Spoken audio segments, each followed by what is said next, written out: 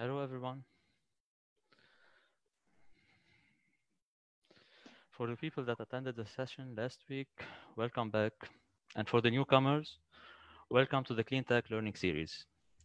We hope you're safe at home and coping with the situation. As you all know, we're facing major issues in the cleantech sector, and we need to start acting upon. We need to create a supportive community of experts, partners, NGOs, public and private sectors to help and support startups and entrepreneurs working in the cleantech sector to help them answer not only local, but also regional and international needs in this sector. The Cleantech Learning Series are organized by Berytech under the Cleanergy program funded by the Embassy of the Kingdom of the Netherlands in Lebanon. I will briefly introduce the Cleanergy Accelerator. The accelerator aims at supporting ideas and startups working on solutions to the challenges existing in the cleantech sector. So the team will have to tackle challenges in transportation, energy, water, waste, or agriculture. Through this program, Berytech will offer the selected startups the resources, the knowledge, support, and funding necessary to scale and grow. You can check additional info and eligibility criteria on Berytech's website, berytech.org. And you can go to the program section, Cleanergy. The deadline to apply for the first batch of the Cleanergy Accelerator is beginning of June. If you think you have an innovative solution in the cleantech sector, I urge you to check the website and submit your application. The Clean Technology Learning Series will happen every Tuesday in April on Zoom. So having every week different guest speakers and entrepreneurs discussing the challenges faced in the clean tech sector, specifically in waste management, water and wastewater management, and energy. And at the end of each session, we will open the door for Q&A. So the Q&A will happen on Slido. You can go on slido.com and we'll be providing you a code and you enter it and you can submit directly your questions. I would like now to thank our guest speakers and entrepreneurs in this webinar. Today we'll be hosting Shada El-Sharif, Georges Bitar, Nadim Farajalla, Baker Bozeyeh, Walid Al-Baba, and Reem Asad. For the first session, which is on waste management, we will welcome two guest speakers, Shada El-Sharif and Georges Bitar. We will start first with our expert in waste management, Shada El-Sharif, who is an advisor and consultant for sustainability and climate change. She is currently a senior advisor to the European Bank for Reconstruction and Development for the project to establish Jordan's National Center for Innovation. Shada recently served as director of the Jordan Environment Fund, as well as the Cleantech director at the USAID-funded Jordan Competitiveness Program. She also established the sustainability unit at regional consulting firm Arabtech Jardane, where she led the delivery of consultancy services for pioneering projects in renewable energy, water reuse, and climate change policy and finance. Shada, thank you for answering our invitation, and we are glad to have you with us in the Cleantech Learning Series. I will leave you to lead on your presentation. Shada?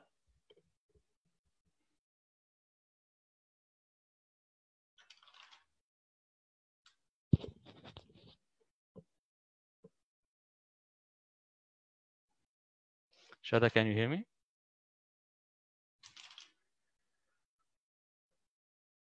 I think we have lost Shada.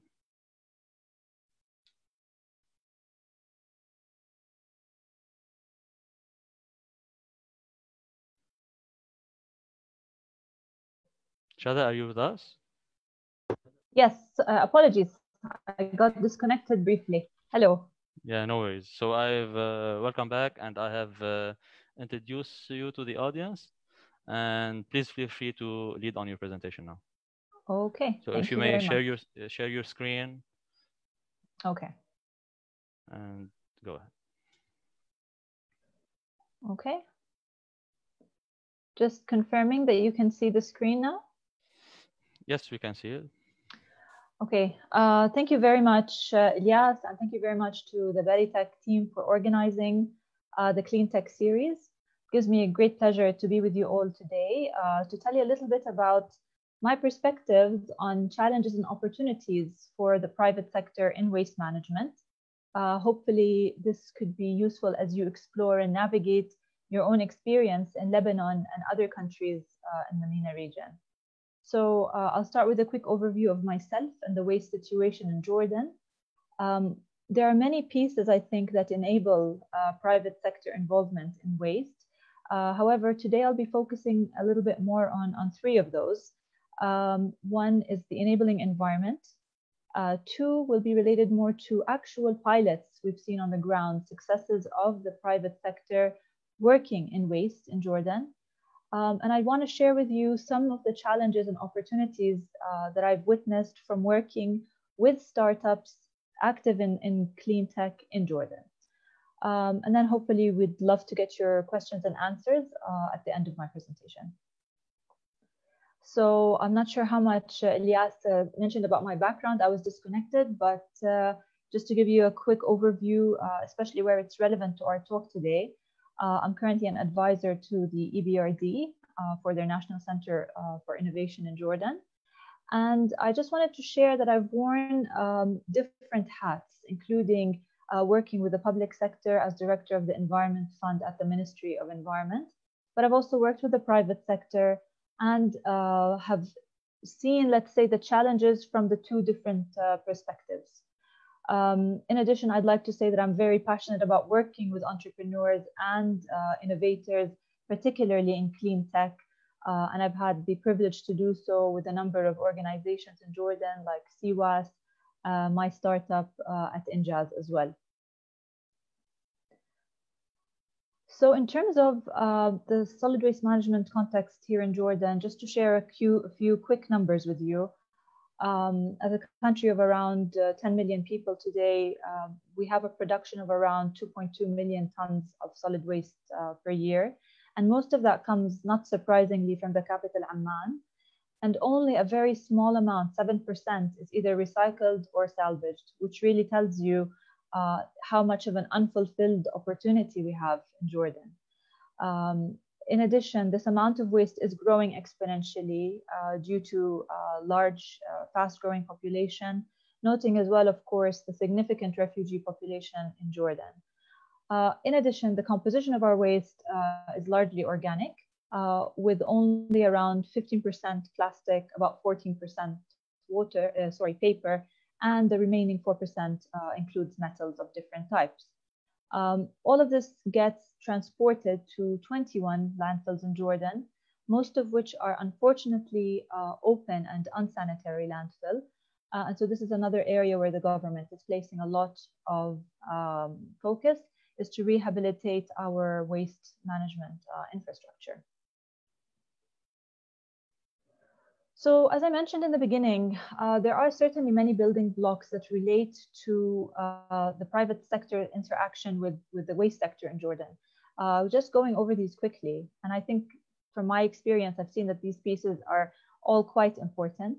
The policy framework, which we will be talking about soon, capacity building and skills, awareness of the overall population, the availability of funding and having feasible projects, actual pilots that have demonstrated success, and then moving into the area which is probably of greatest interest to this audience, the entrepreneurial ecosystem. So let's start with the policy framework for waste management in Jordan. So the major, let's say, umbrella law for all kinds of environmental and environmentally friendly policies in Jordan fall under the Environmental Law of 2017, which has been issued by the Ministry of Environment. And this law goes over certain mandates by this ministry, which include environmental protection, all regulations related to that aspect, the protected areas in Jordan, the different kinds of standards for environmental monitoring. Of course, EIAs are an important part of our system. By that, I mean environmental impact assessment. And the key role that the ministry plays in raising awareness and leading international cooperation on environmental projects.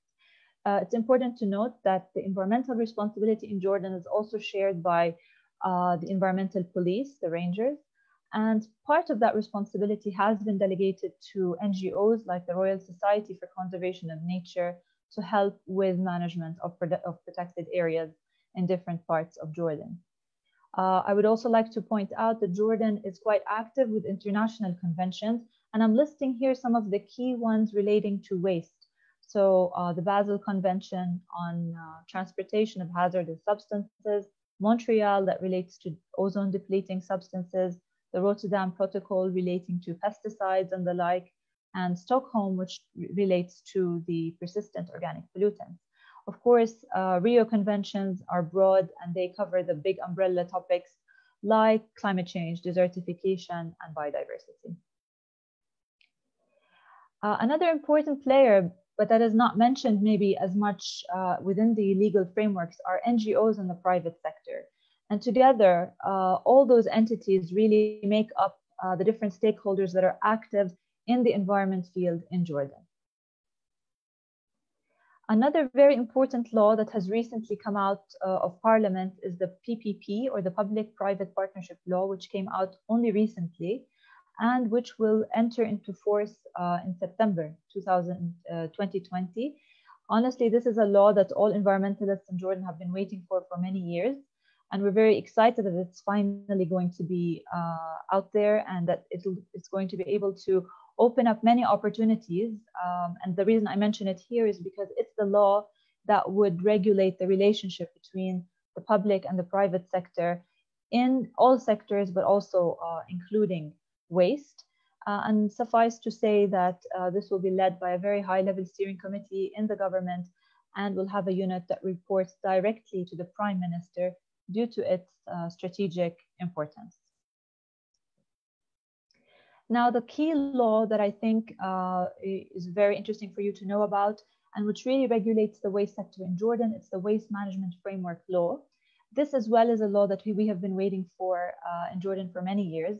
And this came out in January and will be entering into force in September. Apologies, the PPP law that I just recently mentioned is already entered into force. I meant to refer to the Waste Management Law, which will become active in September. So this is what we're all waiting for, which I think will be an important turning point for the waste sector here in Jordan. And just to give you a quick idea of what this law tackles, the key thing this law tackles is the roles, jurisdictions, and mandates of the different entities that work in waste, because waste in Jordan is quite a complex sector with different entities involved, including the Environment Ministry that's responsible for hazardous waste, but also includes municipalities that are responsible for municipal waste, as well as other specialized ministries like agriculture, health, energy, and public works, each of which has some kind of overlap with the waste sector. It qualifies the types of waste in Jordan between hazardous and non-hazardous, and actually it specifies that it does not include radioactive waste, wastewater, or any kind of gas emissions. It is also going to be run by a 17-member steering committee with only one representative from the private sector. The law is very much based on the waste management hierarchy. So it's all about promoting reduction of waste to begin with, and then moving into further steps like reuse, recycle, and finally disposal. It is very detailed in terms of the penalties it imposes on people and institutions that violate waste handling procedures. And it includes very interesting concepts like EPR, the extended producer responsibility, which places the responsibility on the private sector to be responsible for dealing with its own packaging waste. And of course, the polluter pays principle. Now, the key function of the Ministry of Environment really is in coordinating this law, in issuing the policies and strategies, in helping to manage the data about the sector, and to provide approval for companies that want to be active in waste. So this is an important point for any company that wants to set up a business relating to waste in Jordan. You would need to get approval from the Ministry of Environment.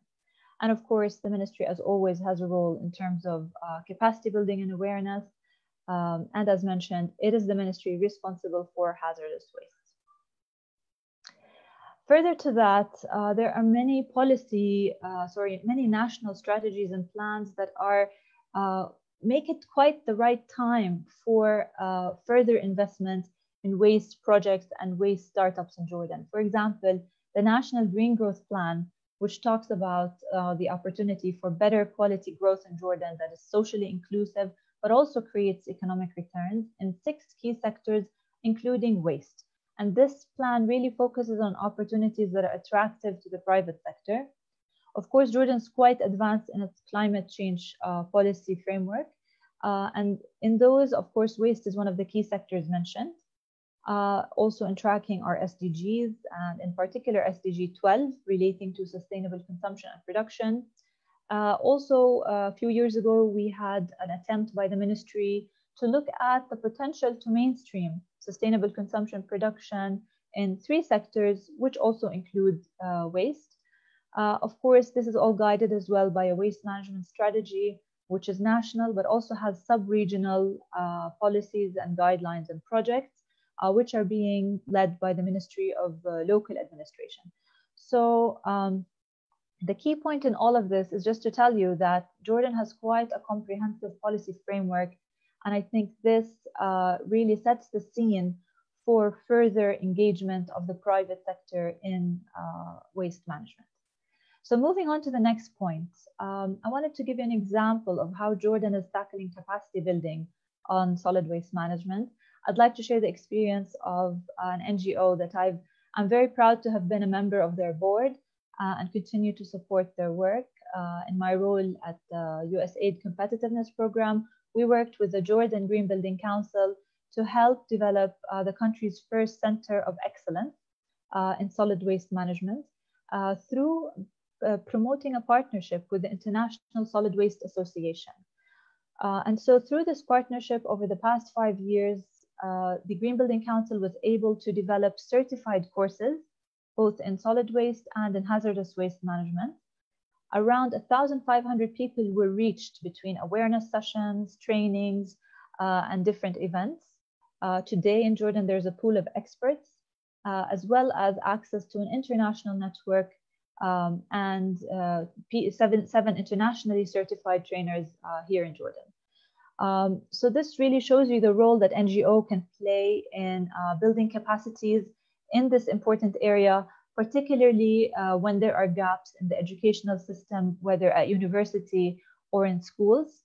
Other initiatives undertaken by the Green Building Council include community cleanups they've been doing for many years under Ahl al-Balad initiative, a recycling pilot that they've implemented in a community in Jordan, and issuing very important data on solid waste management in Jordan a few years ago. I'd like to mention a quick point here in terms of the capacity building. Some of the people that received this training include representatives from the public sector.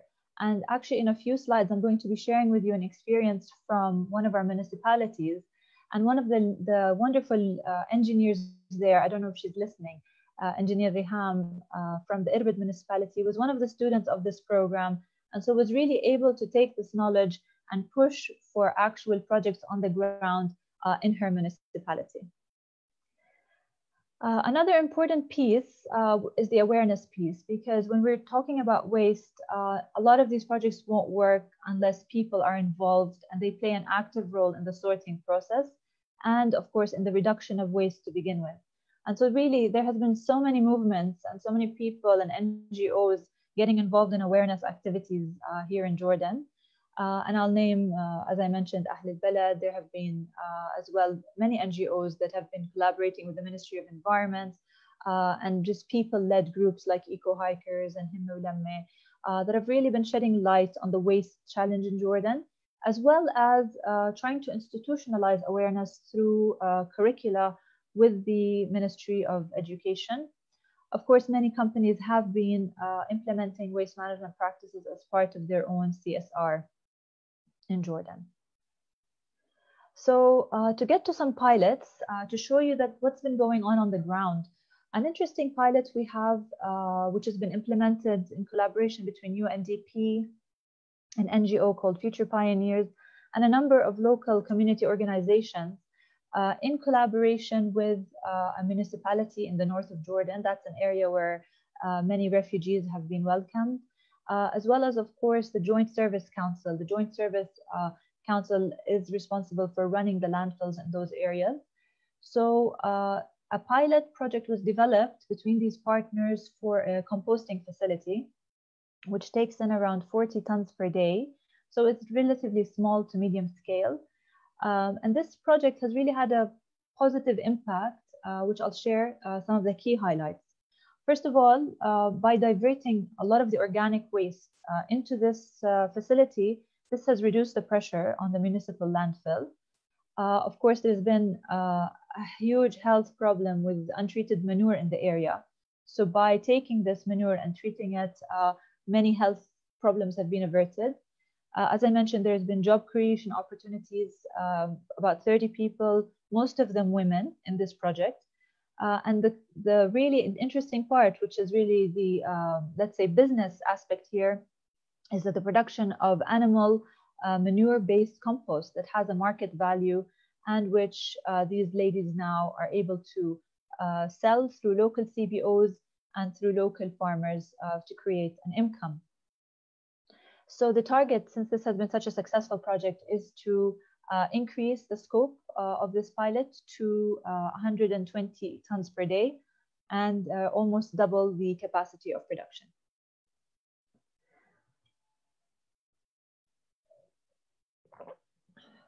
So going back to the capital Amman, another project I wanted to share with you is one that's being financed through the EBRD. It's a blended finance package. So the EBRD is obviously private sector. It is the expansion of landfill gas recovery at the Amman's largest landfill, Al-Ghabawi, which is a sanitary landfill and receives around 4,000 tons of waste per day from Amman, as well as other neighboring cities like Zarqa and Rusayfa, most of which is organic. And the really interesting thing about this project is that it both has a value in terms of electricity production, about 4.8 megawatt in capacity, and reduction, obviously, of CO2 emissions due to the offsetting of fossil fuel-based power. Of course, there's a plan to expand this project to include many more cells. And this is part of also a Green City Action Plan that the city of Amman is working on. So there are really potential for many more opportunities and projects of this type to expand in Amman. Also, it's important to note that the Amman municipality is promoting recycling within the city, because the more we have separation of waste at source, the easier it is for GAM to extract methane from the domestic waste that it receives, as well as open up the opportunity for recycling businesses. So the third pilot I wanted to share with you is up north in Irbid. I mentioned to you recently the brilliant engineer we have in the Irbid municipality, and this is one of the projects that they have been involved in. They were really among the first municipalities in Jordan to be able to contract and work with the private sector to develop a recycling facility in Irbid. So they already had a sorting project in Irbid. And based on that, they were able to secure a grant from the EU to establish a recycling facility that takes about 20 tons of paper and plastic per day. And basically, the private sector's contribution is to pay the lease and be responsible for the operation of the recycling facility. It's worth noting that this plant runs on solar cells and that the company has started briefly its operations, but then unfortunately, due to the lockdown, has slowed down.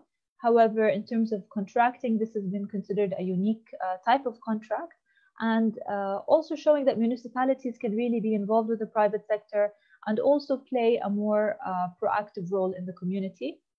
As a municipality, they themselves have established their own company, which is involved in composting and recycling activities.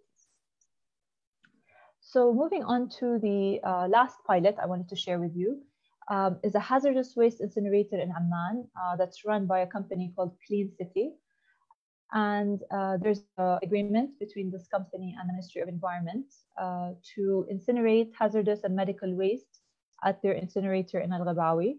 They have played a really crucial role in the COVID crisis right now in Jordan, taking in around 7 to 10 tons of medical waste per day and ensuring safe incineration.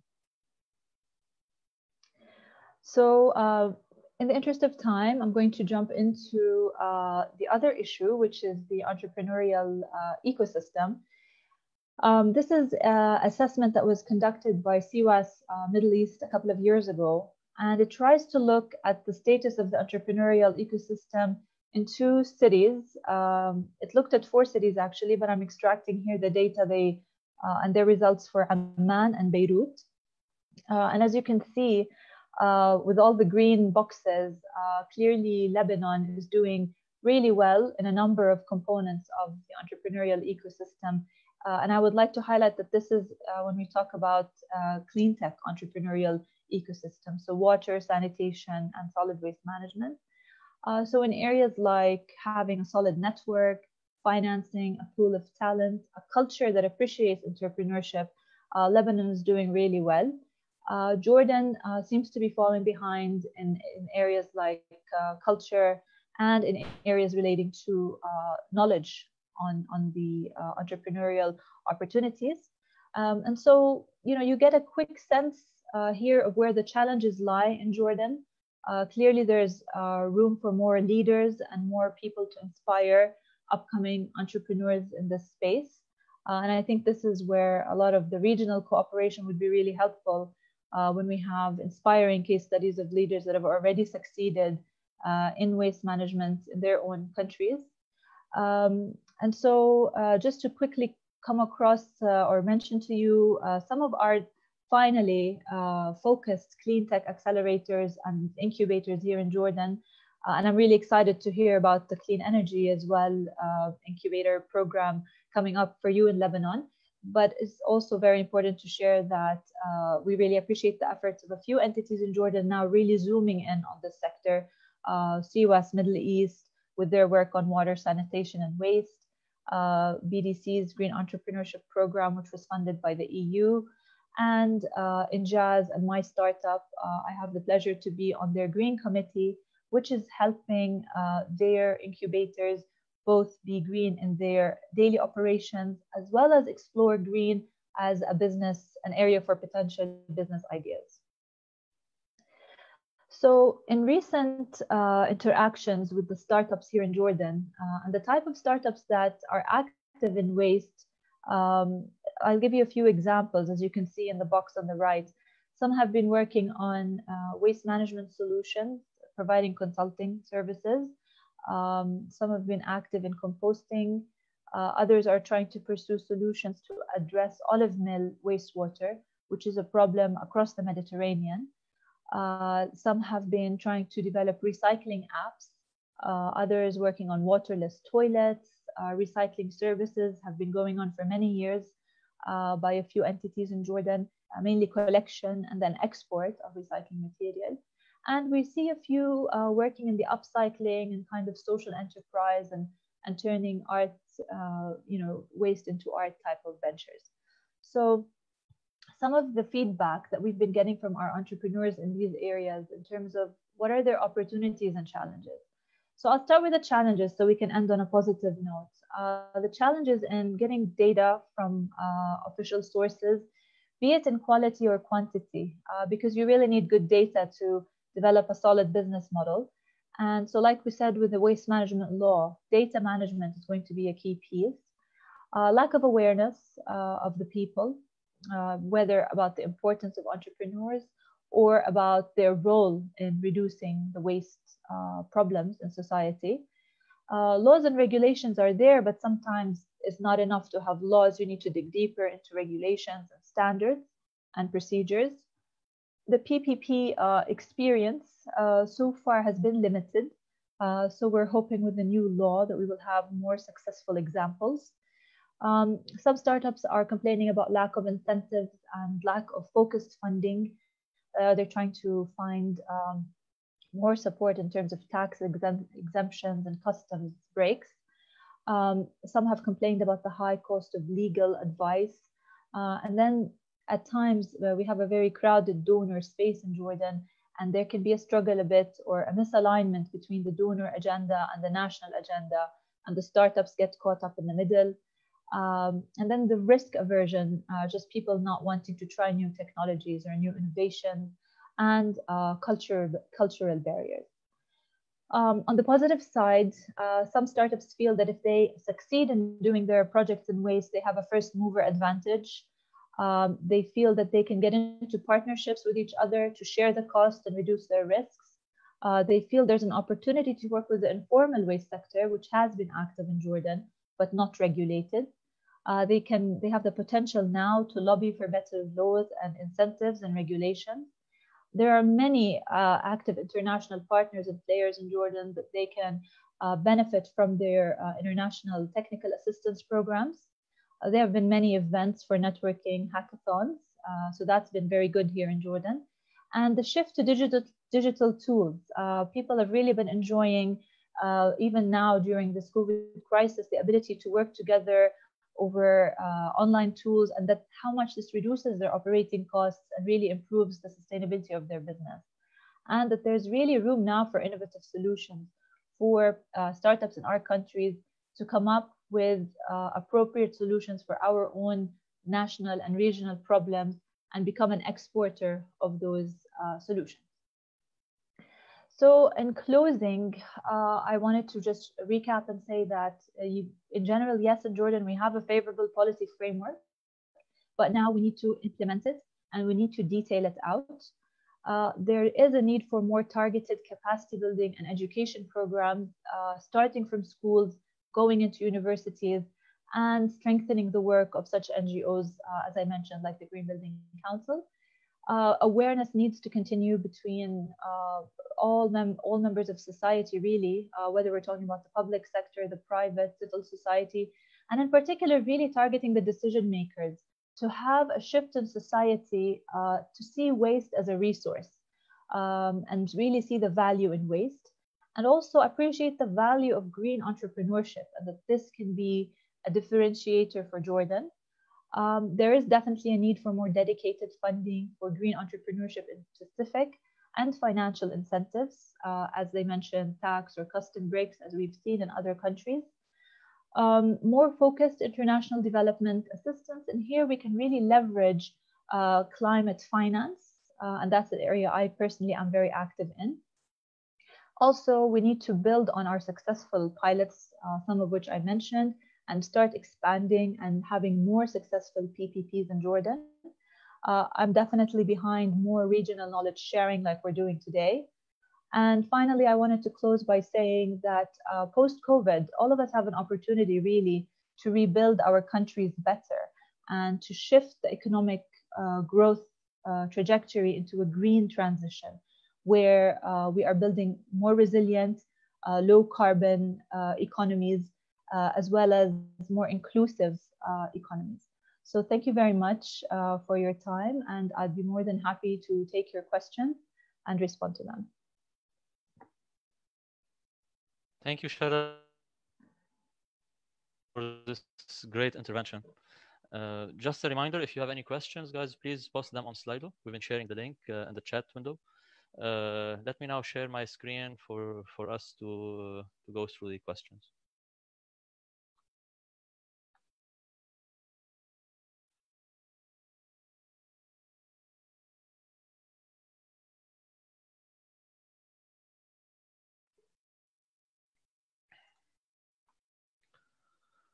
Okay, so Shada, the first question is, do you think SDGs will meet their goal in 2030? That's a really good question. Honestly, if there's one thing we have seen through this COVID crisis is that when humans actually implement policies, they can have a real impact on the world. So although unfortunately, I mean, people didn't choose to stay at home and to stop their businesses in this period, yet we've seen really positive impacts on the environment, for example. So what I mean to say is if there is a political will from governments to work together, the way we're seeing them now, collaborate and translate that work into real actions, real projects, then yes, I think the SDGs can be met. Especially, I would highlight that we need to really work hard to meet SDG 13 relating to climate change, because we're living now in a challenge, but I think climate change will be a bigger and an even more long-term challenge. And so it's urgent, actually, it's not much of a choice that I think countries have to work together to meet those goals. Okay, so the next question, we still have around 3 to 4 minutes for the questions. So how can we contribute for big project on the individual level? I do not belong to any NGO, however, I'm highly interested in making a change environmentally. Thank you so much. I really believe in the role of individuals to play a positive role. At the very least, if you're as an individual, you could try and join an NGO that has values, that has objectives, that has a vision that you believe in and support them. Be part of volunteer campaigns to clean up in your country. If you're an artist, use your talent to draw, to raise awareness. If you're a writer, I think every individual can have a role in their whatever role they play. If you're a student, you can organize something with your colleagues. If you are a company, you can implement a policy in your company. So every person can play a role. And so I would urge you to search for like-minded people, build partnerships, and join organizations that you believe in. Okay, so can we have the presentations? We will be sharing the recording of the webinar after the webinar, so you will all have this recording, and it will also be posted on available on our website. Composting facility, how much rejects is it producing? Okay, so like I saw from the numbers, if, for example, 120 tons of organic manure is coming in per day, they only get 90 tons out of manure, of compost, sorry. So I would say, I mean, it's like, maybe, 9 out of 12, you can do the math. About 25% is probably the reject percentage. Thanks for asking. Also, is recycling facility in urban working as a clean MRF? I'm not sure I understand the question, but yes, I understood that it's state of the art. And in terms of the procedure, the facility is both, they run on all the latest clean tech technology, both in terms of waste and in terms of their energy production. Apologies if I misunderstood your question. I can get back to you. Okay, can you tell us more about the power purchase agreement?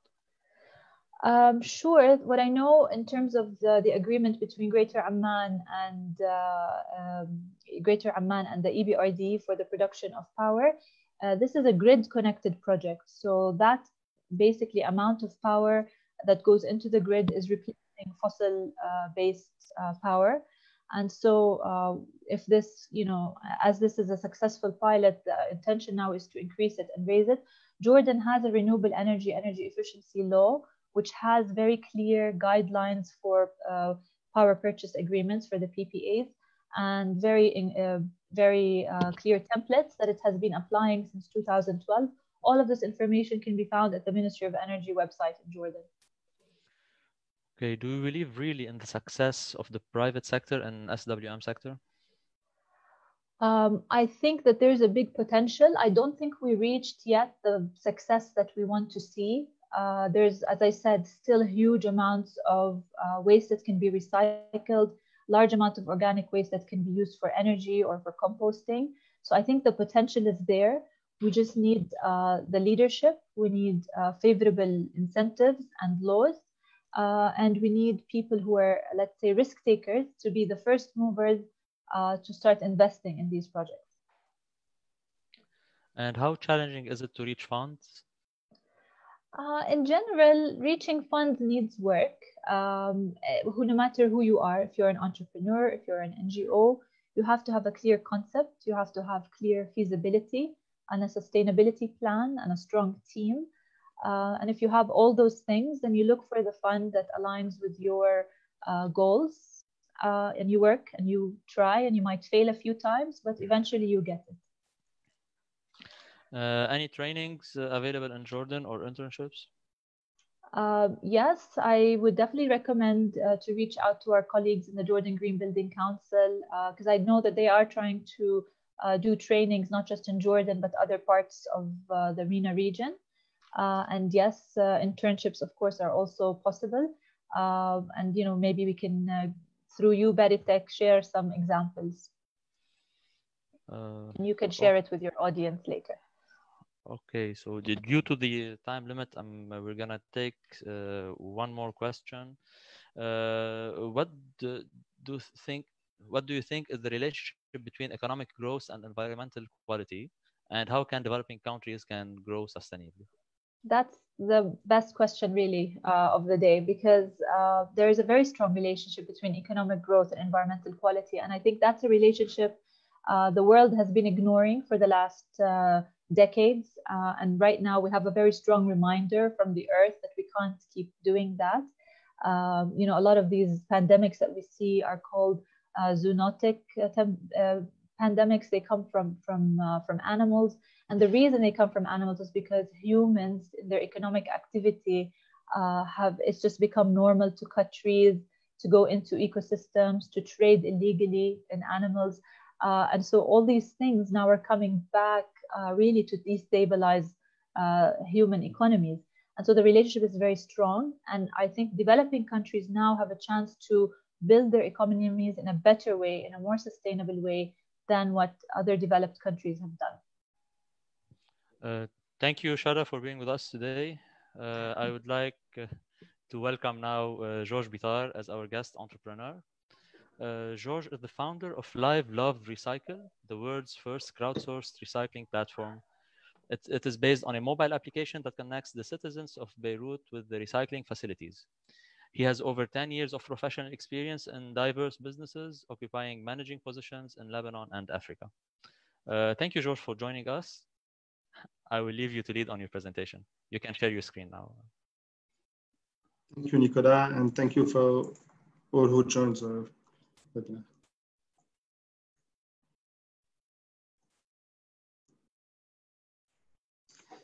So in 2015, we had a huge garbage crisis in Lebanon, and we wanted to do something. So we had an idea that it's Live Love Recycle. I will go through it. So as you may know, in the world, there are more than 3 billion people who don't have access to a recycling service. More than 90% of the plastics that is being produced is not being recycled in the world. And if we continue on this path, the amount of the amount of waste will double. So today we are producing around 17 tons per second, per second. And by 2015, it will double to 140 if we continue like this. So in Lebanon, during the garbage crisis, we wanted to recycle, but we couldn't find any way to do it. So we decided to create an application that links directly the consumer or the people who want to recycle to the recycling facility. All they have to do is just click on one button and the driver will pass by and collect all the recyclables. So we started the operation in 2017. We got a fund who allowed us to recruit around 436 persons from vulnerable communities. So it also created jobs. Today, more than 20,000 persons are benefiting from our service in Beirut with an increase of 12% per month. We collected more than 250,000 bags since we started, which is the equivalent of 500 tons of recyclables. Knowing that in Beirut, every day we produce 800 tons of waste. And yes. So we also had a lot of media recognition, as you can see in this slide. We also won many awards in Lebanon and abroad. Now the question that everyone asks us, how are you doing money? How are you going to sustain? Definitely, like all the recycling facility company or waste company, it's mainly it's a government who finances those operations. Okay, so it's a government who finances all those operations. In Lebanon, we for the first year we received a grant. The second year we did a Kickstarter where we raised funds to continue operating, and now soon we will start charging a small fees of less than $1 per collection to start collecting those recyclables. So thank you for your time and for listening to us. Thank you, Georges. Yes, should thank I you, take Georges. Yes. So you can, a reminder for everyone, you can please share now your questions on Slido.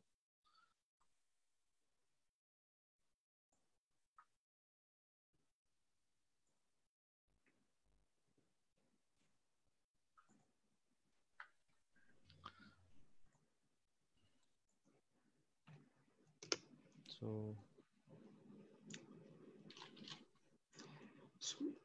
if there is no question, I can continue.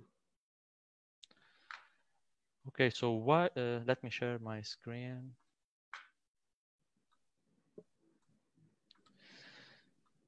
So why this matter isn't issued with the government?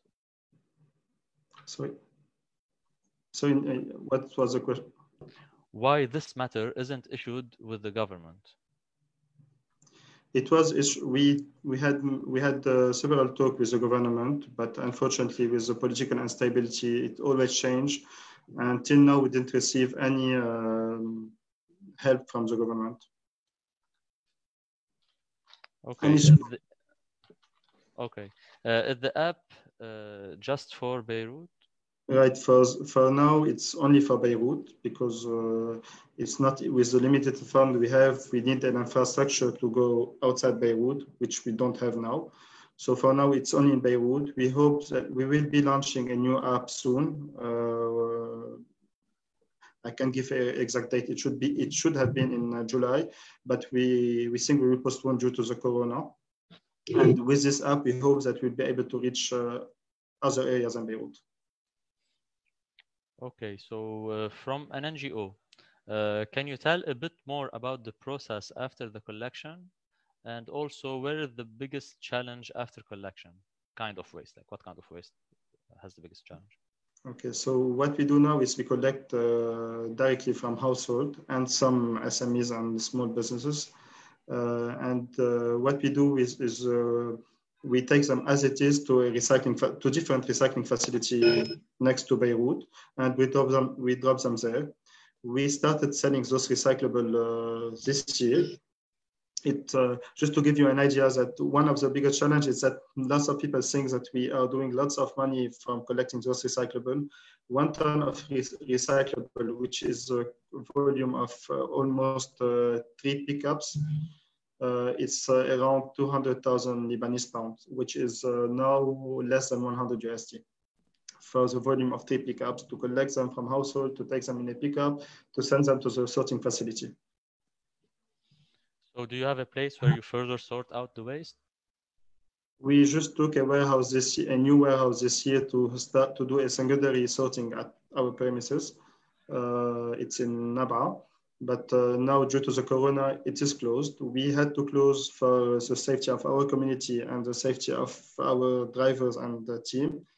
The cost of PPE, personal protection, is very high. We cannot afford it. And also we have to disinfect all our equipment and our warehouse, which is really a high cost for us. That's why we had to stop our collection service for now. Okay, another question is like, do you plan to expand to other than Beirut? I believe you have covered this. What is the quantity you can accommodate? once we start charging people, we have no limit. So we will charge a fee of less than $1 per collection, which will be more than enough, which will be enough to cover the salaries and all the expense we have. Then we can expand. Okay. Where have you considered selling the recycled waste to companies as source of material? As I said, we started selling them this year.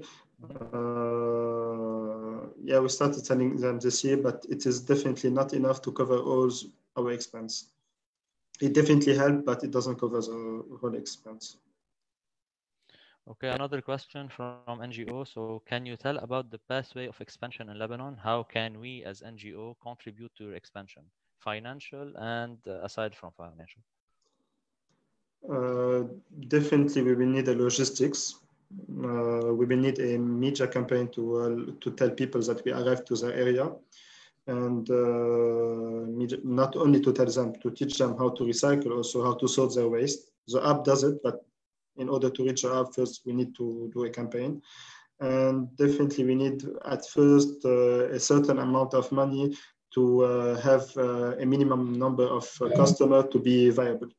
So at first, like any other NGO or company, we will have to start by losing money because we don't have enough customers, and then on we can be sustainable by ourselves.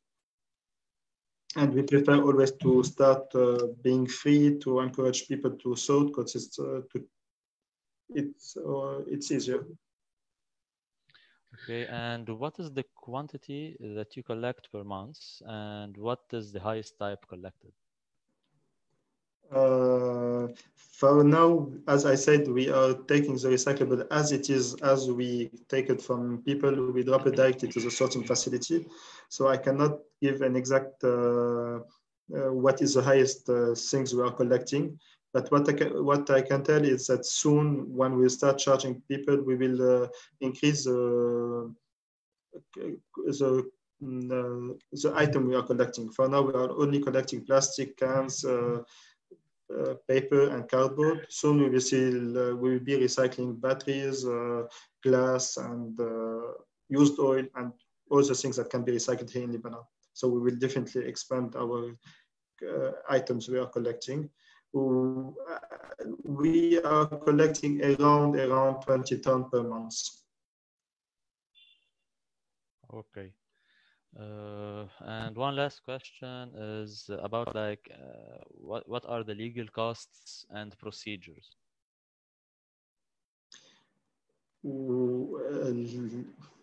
Legal cost here in Lebanon, since we are a collection service, it's well, we have to abide by the Ministry of Environment rules. We are only collecting from people. We used to collect on electrical bike. We had issue with electrical bike on legal terms because it's not well determined in Lebanon if we can ride a recycling with electrical bike or no. So we had to stop them. But there is no law that impedes us to collect recycling from household. I don't know if I answered the question, but well. Thank you, Georges, for your intervention and answering the questions. And I would like also to thank again Shada. And thank you to all the listeners. We hope you enjoyed this session. Thank you, Ilyas. Thank you, everybody. Yeah, thank you, Shada. Thank you, Ilyas, and thank you, everyone. Thank you. Thank you, Georges. So we will take now a few minutes before starting the second session, which is related to water and wastewater management. Also, a reminder for when signing out, it will be great if you can answer a small survey so that we keep on improving the webinar. Thank you so much.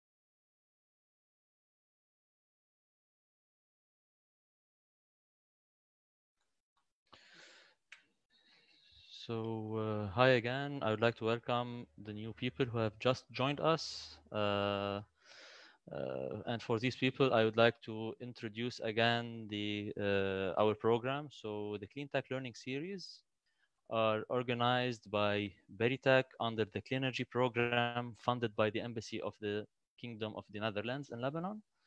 I will briefly introduce the Clean Energy Accelerator.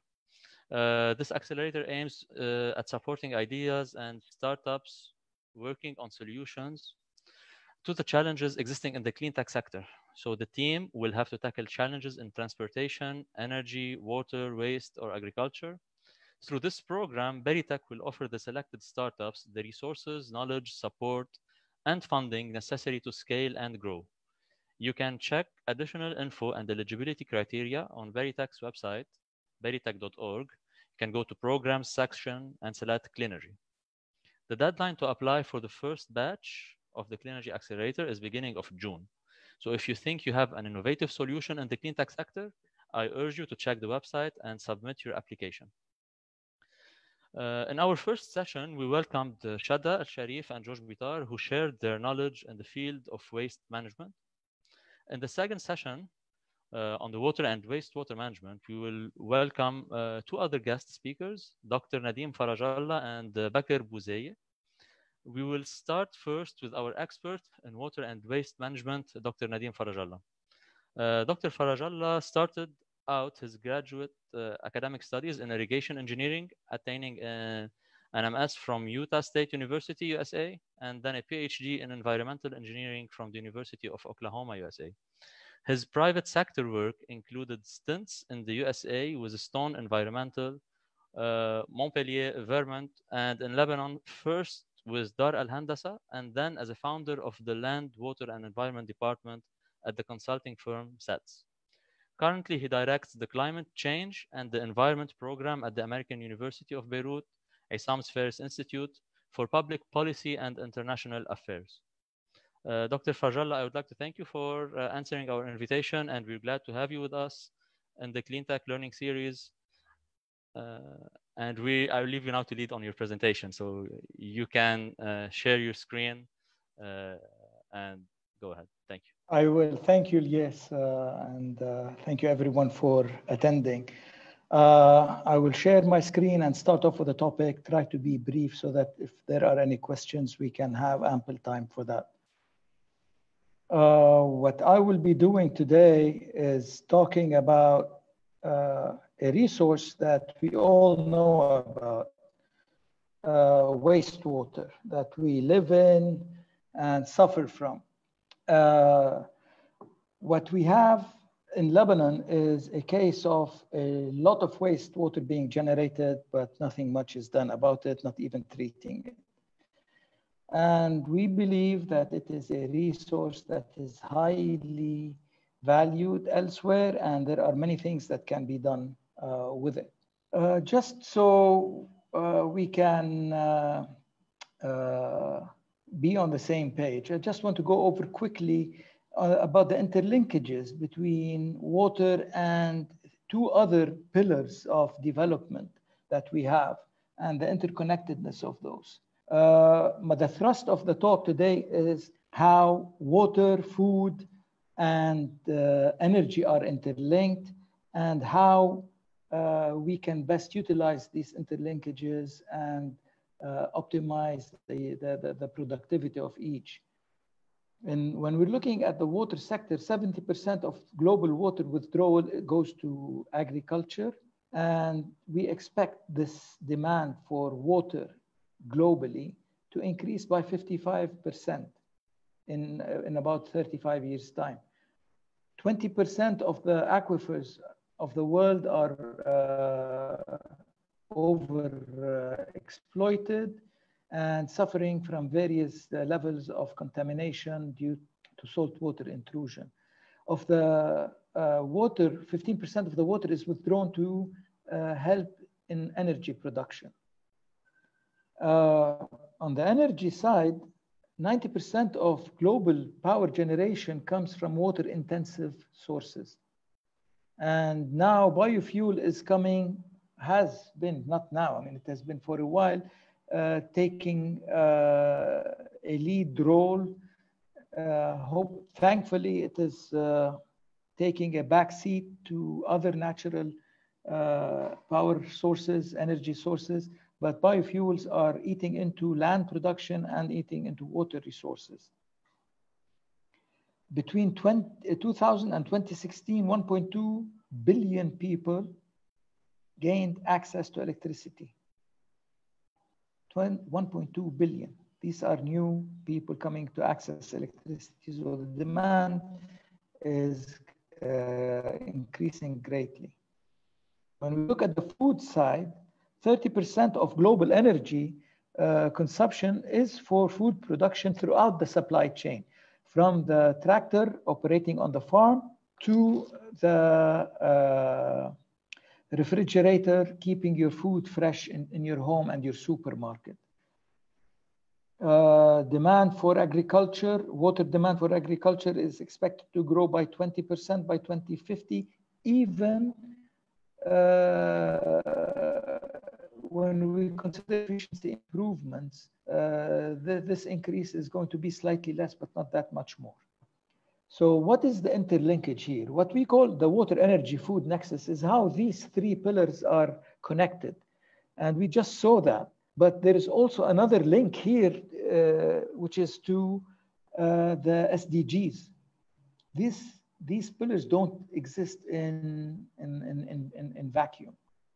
When we look at water, there is a specific SDG for water, which is the clean water and sanitation, SDG 6, and which is to ensure availability and sustainable management of water and sanitation for everyone. And with this comes also hand in hand SDG 3, which is ensuring healthy lives and the promotion of well-being for all at all ages. We are very cognizant in our part of the world about of waterborne diseases such as typhoid, dysentery, diarrheas, and cholera, etc. These are quite common in our part of the world, and these are waterborne. Energy has a direct link also to it in this three pillars or three nodes of development, and which is energy, SDG 7, affordable and clean energy for all, and food has to end hunger or zero hunger. However, these are not the only four SDGs. We have four more that are cross-cutting in each and every node. Ending poverty is one, making cities and human settlements inclusive, safe, and resilient, which is SDG 11, SDG 12, which is the responsible consumption and production. We need to make sure that what we consume does not really add into the demand for water or the demand for energy or result in a lot of waste and have people like Shada and Georges worry about clearing up after our mess. And key amongst all of these is the climate action. We are all doing this to reduce our water and, more importantly as well, our carbon footprint. So all these together are driving us to look at means and ways of linking these three nodes together to reduce our impact on nature and to make best use of all the resources that we are taking on. So wastewater is going to be the focus of my talk today. Water is, we live it, it's a scarce resource. Lebanon suffers less from it than Jordan, but we suffer. That's the point. And all across the Middle East, people are suffering from water scarcity.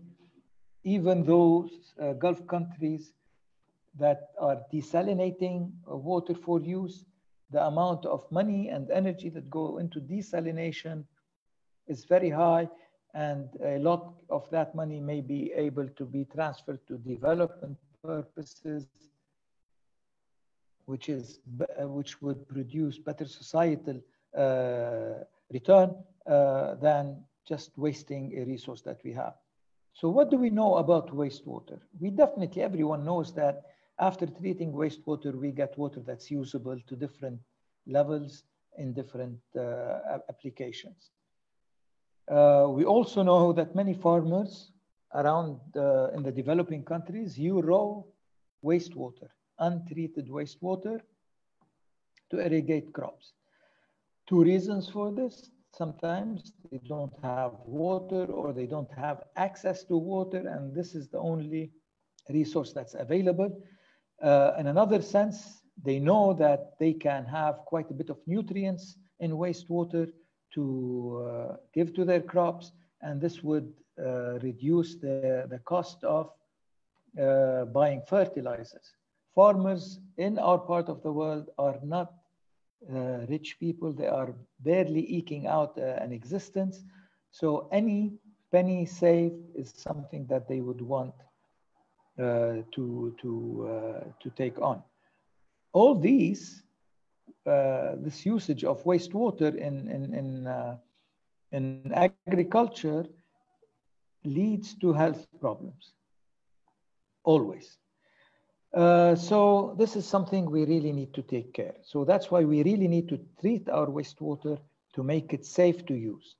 And this wastewater, once treated, can safely be used as a water source, as an energy source, and as a source of nutrients and fertilizers. I will focus on the last two. Before I delve into deeper, I just want to show you a bit of a graph that we put together at the Issam Ferris Institute for a study we're doing for the European Union and the Ministry of Energy and Water, which is managed by Oxfam. And this is where, in this study, we're looking at the role of energy in water services provision. Where we see things is that water from the source, and let me try to pull up a water from our source here, needs to go into reservoirs and into treatment. And in pumping that water into our reservoirs or getting it to our treatment facilities and then into our reservoirs require energy. We need energy to pump water from its source to the reservoir, and we need energy to treat water.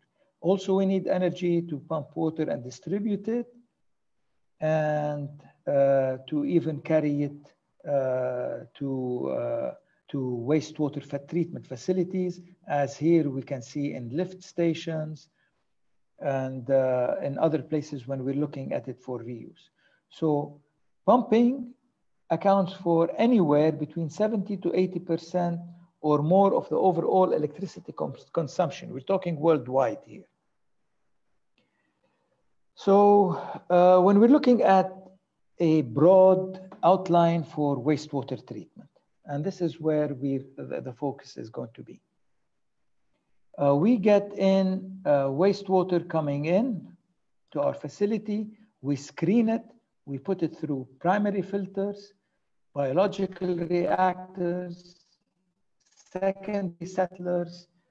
These are broad treatments, and then we end up with treated wastewater. This is the normal, the traditional, conventional way of treating wastewater. However, there's a better way. Once we get our wastewater and we screen it, the core solids, things that can be taken out and removed. However, when we primary settle that water, when we do go through primary settlement, the solids that are still floating and are smaller pieces still floating in the sewage get to settle. We collect those and we take them into a chamber where these are digested. The same thing happens in secondary settlement. When the remaining settled material is brought back into to a chamber for anaerobic digestion. This anaerobic digestion produces two things: biogas and digested sludge. What we do with digested sludge is, these two are the products that I want to further elaborate on. What we do with digested sludge is take the sewage, thicken it, digest it, and then from that, again, produce more biogas, but also produce material that we can use in our agriculture. So to contextualize this, I want to be quick now. I think I'm running a little bit late. The wastewater sector in the US has the potential of generating 851 trillion BTU, British thermal units of energy, which is enough to heat 13 million homes. The amount of CO2 emission reduced is equivalent to sequestration of carbon by 4 million acres of pine forest. All of these would reduce our reliance on fossil fuel and thus reduce our carbon footprint. Furthermore, we have the ability to make better use of wastewater through the biosolids. And these biosolids can be used in agriculture and in land amendments, soil amendments safely. This happens through biodegradation and thermal conversion, biodegradation through anaerobic digestion, thermal conversion through incineration or co-combustion or gasification or pyrolysis. All of these would produce heat, compressed gas, and we end up with the biosolids. The gas that's produced can go into process heating or power generation or vehicular use, or in places where natural gas is pumped through pipes to homes, can replace it there. It can also be used on site to support the facilities with their energy needs, or can be exported to other utilities that use natural gas, or industries, or fleet vehicles. The fertilizers that we get are plentiful. The biosolids or the digestates have in them nitrogen, phosphorus, potassium, calcium, some trace minerals that really are quite useful for plants. And also the nature of the biosolids that we have can improve the soil quality, the physical soil quality, not only the nutritional quality. And some of the figures that we have are quite interesting.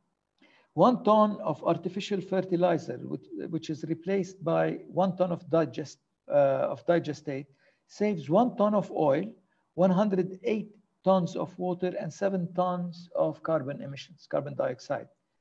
Italy alone saves 30 million tons, produces 30 million tons of biodigestate, and saves 400 million euros in synthetic fertilizer money. So there's quite a big market there.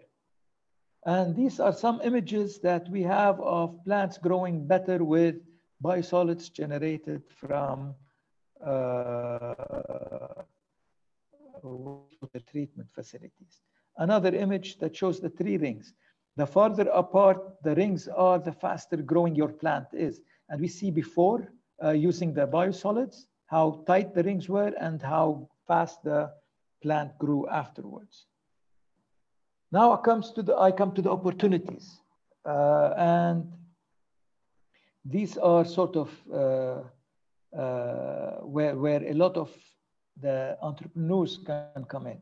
Biogas and biosolid production technology is fairly well established. It needs polishing, but it is usable. And there is always a constant stream of wastewater, always. The amount in one area differs from another, but there is always wastewater being produced. And we know that there are clear economic benefits in terms of savings, in terms of income generation and cost recovery, and nowadays, which is very important, job creation. And this aspect of wastewater and the energy generated from it tends to help us wean ourselves off fossil fuel and move more over to renewable energy sources.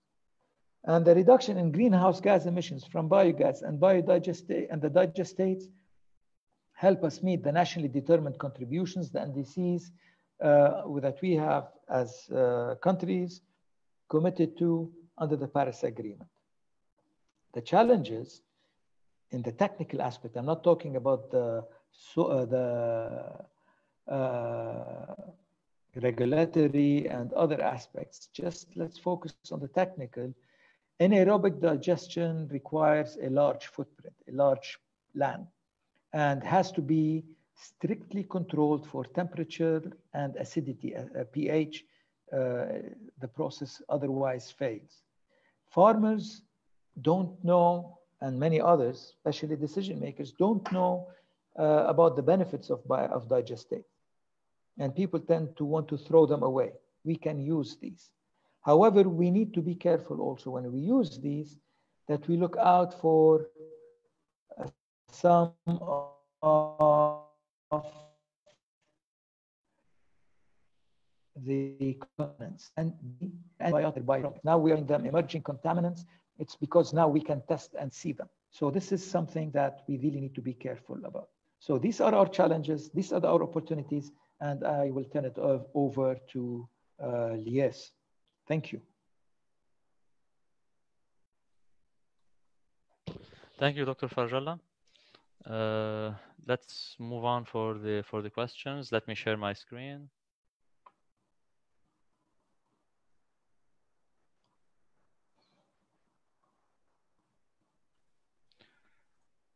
Okay, so the first question, any action is taken in Lebanon regarding water waste management recycling?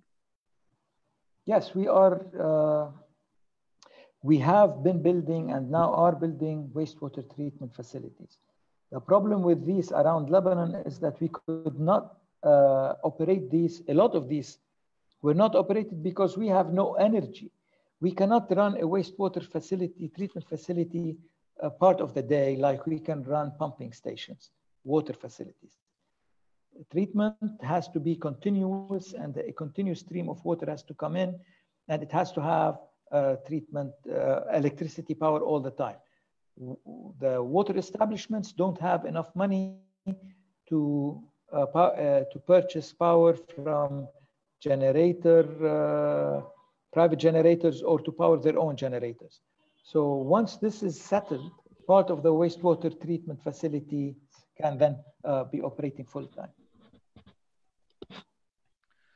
Okay, another question is, what is the current status of the anaerobic digestion review in lab? Is it proposed to EU for funding, or are they exploring private sector implementation? The wastewater treatment facilities are run by law by the water establishments, supposed to be, and most are. There are a couple that do, and I know one is Sur, that does have anaerobic digestion ability, and another in Tripoli that do have this. Sur is not yet online. Tripoli is not getting enough wastewater to operate fully. So it's now not even operating, it's only operating at the primary treatment level. Is it proposed to EU? We as Lebanon should decide what we want in terms of treatment. The EU is funding, and others, the USAID and others are funding facilities, but we have to put the criteria as to what they are. And by the way, there are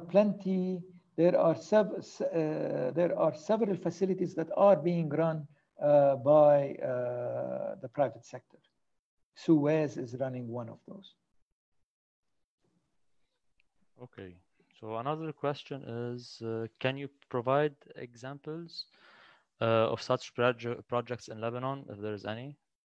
There is one in Hammana that is, I'm not sure if it's running on biogas, but it is running on renewable energy. They meet part of their energy demands through renewable energy. But most facilities are not operating, so we will not have that other aspect. We don't have that other aspect available to us. Until we get all our facilities up and running, we cannot even contemplate biogas production. But we should start forcing through different measures, grassroots, lobbying, whatever you want to call it, informing. And I know the Ministry of Energy and Water is keen on getting biogas produced in facilities that will be built. So this is an interesting option for us. By the way, Zahli is another facility that is operating that can produce biogas if it gets going. Okay, someone is asking for you to share your contacts so you can have a discussion later on. Okay.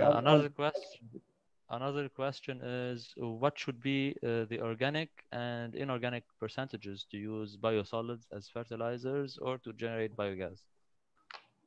I am not very certain, but most of the waste that you get in wastewater is organic.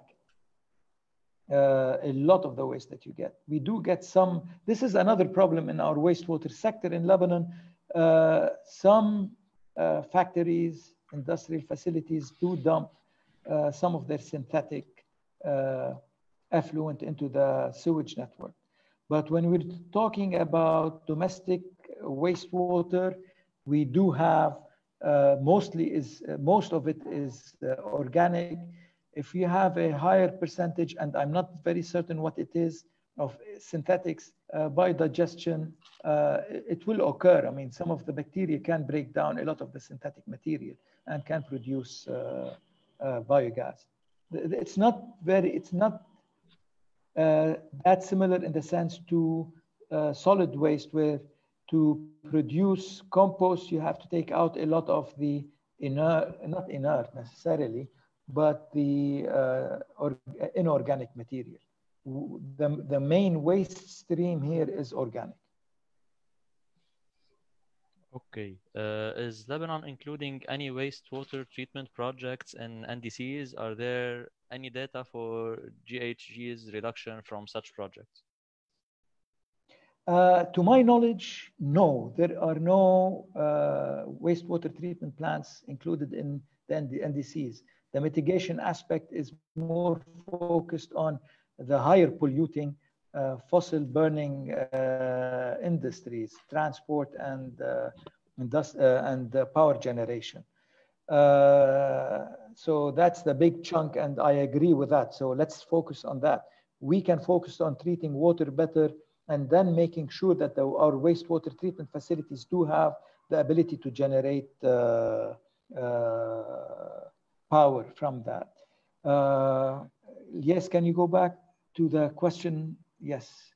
Data for greenhouse gas reduction from such projects. I shared with you some of the numbers that we have. We don't have real numbers for Lebanon. Okay. Another question is related to COVID-19. Is there any proof that it affects wastewater plants? No, there has been a study by the Dutch released recently. COVID-19 does not survive well in water and in the water cycle at the treatment level.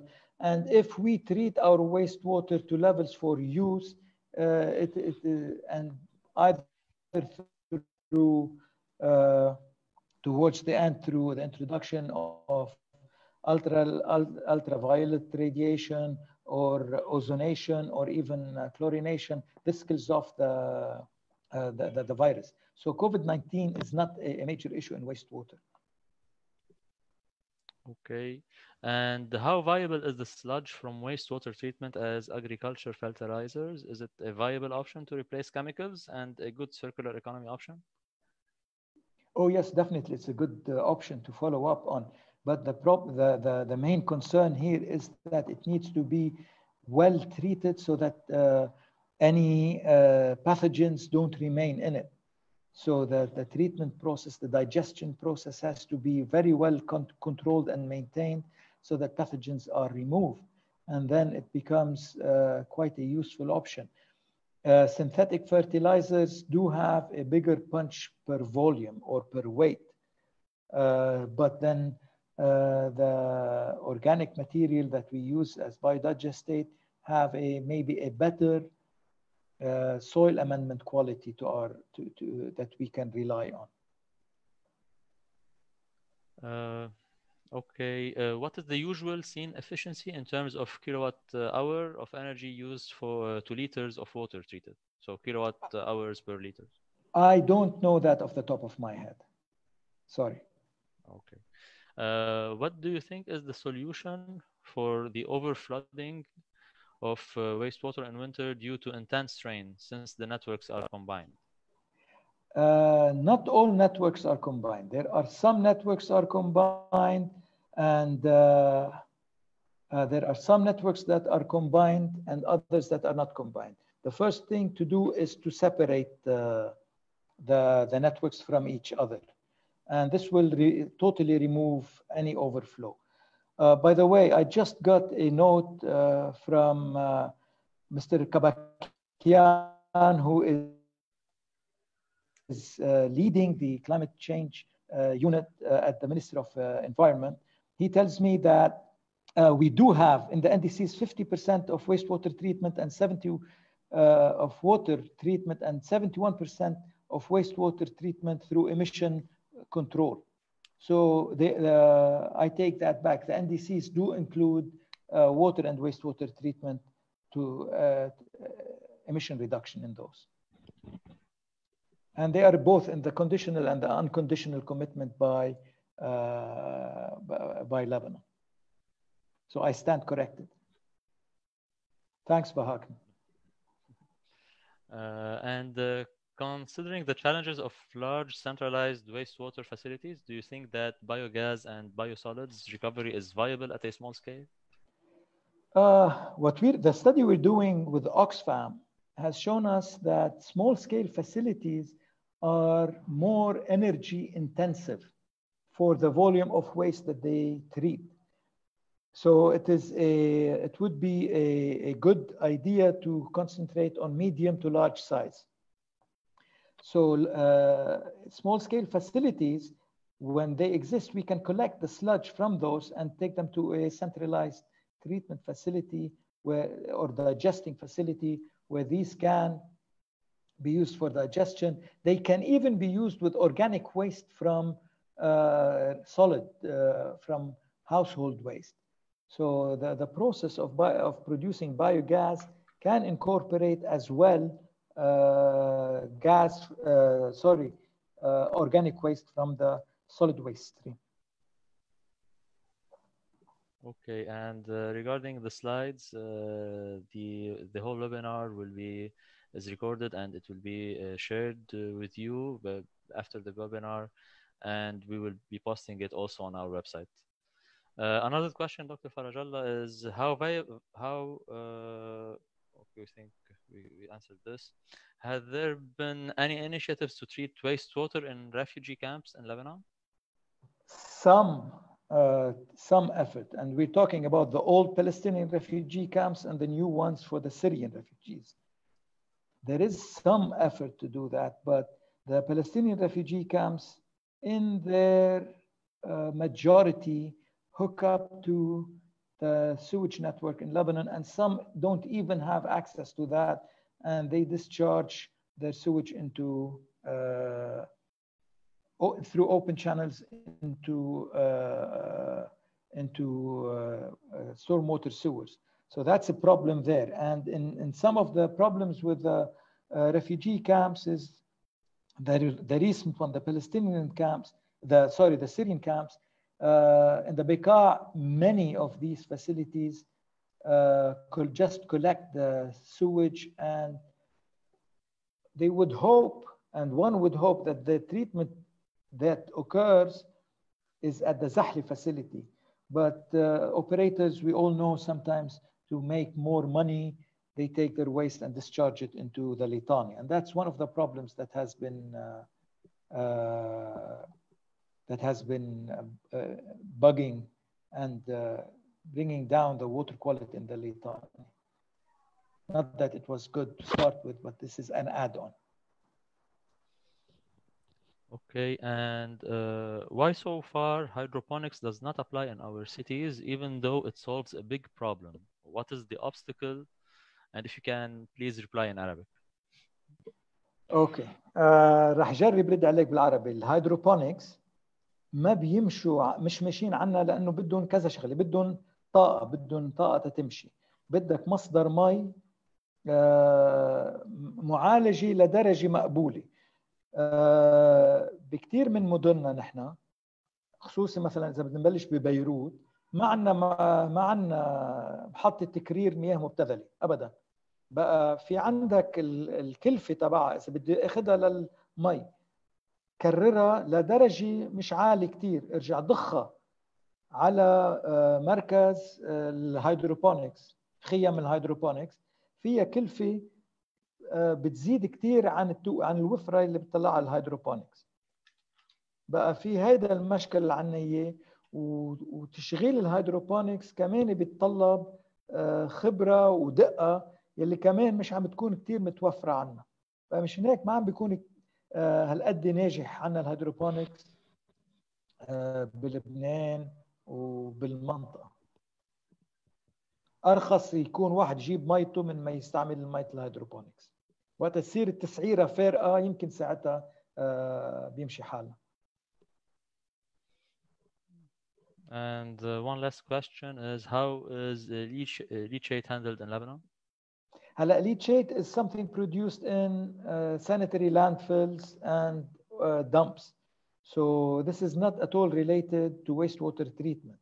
However, these leachates when collected from sanitary landfills مثلا بالناعمة كانوا عم ياخدوه ويضخوه كانوا على محطة الغدير, to the Ghadir wastewater facility to be treated there. And this has not happened. And what we are doing is collecting a leachate. I think صار يتعالج بمكب الناعمة, بس بغير مكبات عم بنكب دغري لبرا. وهيدا أخطر شيء عنا إياه, لأنه إذا حطيناه بالويست ووتر سويج نتورك وفات على التريتمنت فاسيلتيز تبعنا, رح يقتل كل المايكرو اورجانيزمز اللي عم تعمل الدايجستشن للاورجانيك ويست اللي عم بيفوت عليها. يعني it will short circuit our wastewater treatment facility and it will cause us problems. So leachate from solid waste facilities has to be treated on site and its COD reduced, the chemical oxygen demand, and reduced to a level that is treatable by regular wastewater treatment facilities, and all heavy metals and other synthetic inorganic material also removed before joining our the mainstream solid sewage networks.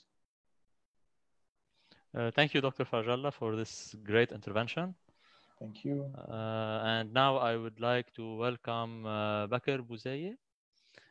Baker is the founder of at FlowLess Smart Water Solutions based in Palestine, where the water losses reach more than 33% of supplied water despite water scarcity.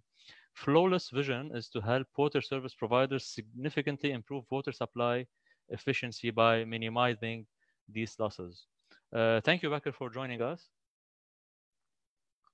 Can you hear me? Yeah, I can hear you.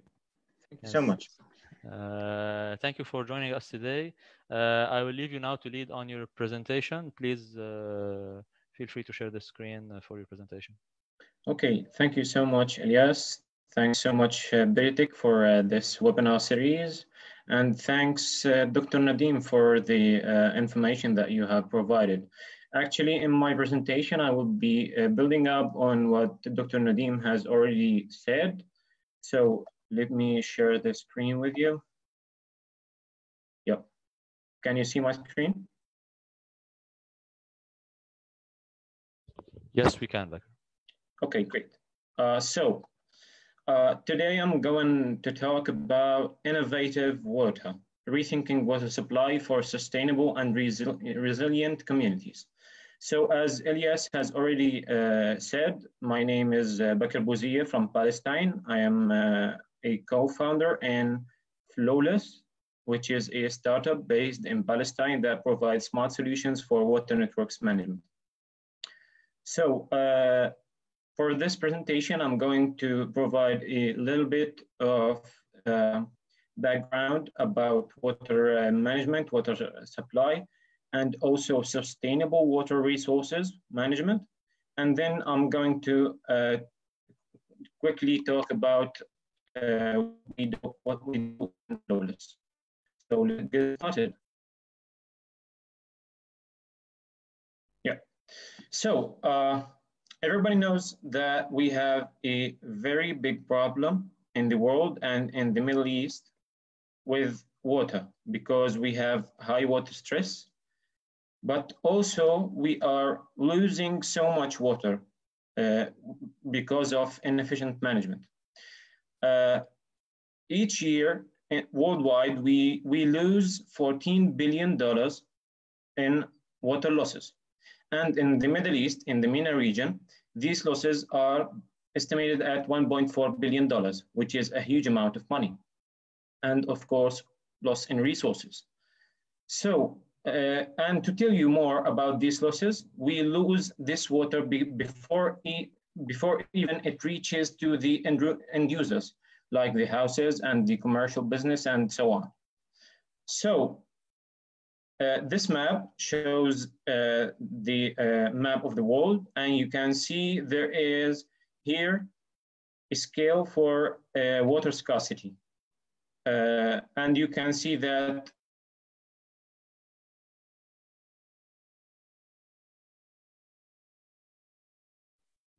by extremely high water stress. Indeed, on top of the list, we have 4 Arabic countries, which are Qatar, Palestine, and Lebanon. These are the most countries with extremely high water stress in the world. So, and we have lots of challenges and lots of problems in this sector. We have hindered access to water resources, like it is the case in Palestine because of the occupation. We also have overuse. We have low quality water, which leads to diseases and infections. Sorry. And of course, we have the high losses and inefficient management. This, of course, leads to resource depletion and less sustainable resources. So, as entrepreneurs, we see challenges as opportunities. All of these challenges can be an opportunity for a startup to work on and develop a new business in this sector. So I'm going to give a little bit of prospects in this area. So to fix all of these problems and accommodate with these challenges, we need to provide innovative solutions. And by innovative, I think most of you know that, but I have to state it. Innovative solutions, you don't have to reinvent the wheel. You only need to apply the knowledge that we have already, the technical knowledge, in a proper and sustainable manner so that you ensure the success of this application with the boundaries of time and location. It's very important. And this leads us to the sustainable systems. And by sustainability, we have 3 main pillars, which are the economy, the society, and the environment. And as you can see from this figure here, we cannot optimize here. In large earth systems management, we don't have optimization. We need to do certification. What I mean by that is we need to compromise, like to arrive at the best solution. So if we consider all of these pillars and we compromise some of these, we would arrive at the best solution, which is the sustainable solution. And also we have to bear in mind that we need to provide systems to contribute to the resiliency of our communities. And I want you to look at these photos to think more about what resiliency means. Actually, there is a different between resiliency and redundancy. Redundancy means that you have duplicates of your system or parts of your system, so that if a part of your system falls down, there is another part or alternative that would help the system overcome the losses. But by resiliency, we mean that actually resiliency means that the system would resist the system would resist degradation, and if degradation is a must, it has to degrade gracefully. And this is what is this tree doing. You can see that there is a cavity under the tree, but it is still standing because it is resilient. Think of this analogy and apply it to your system and to your contribution to the community as well.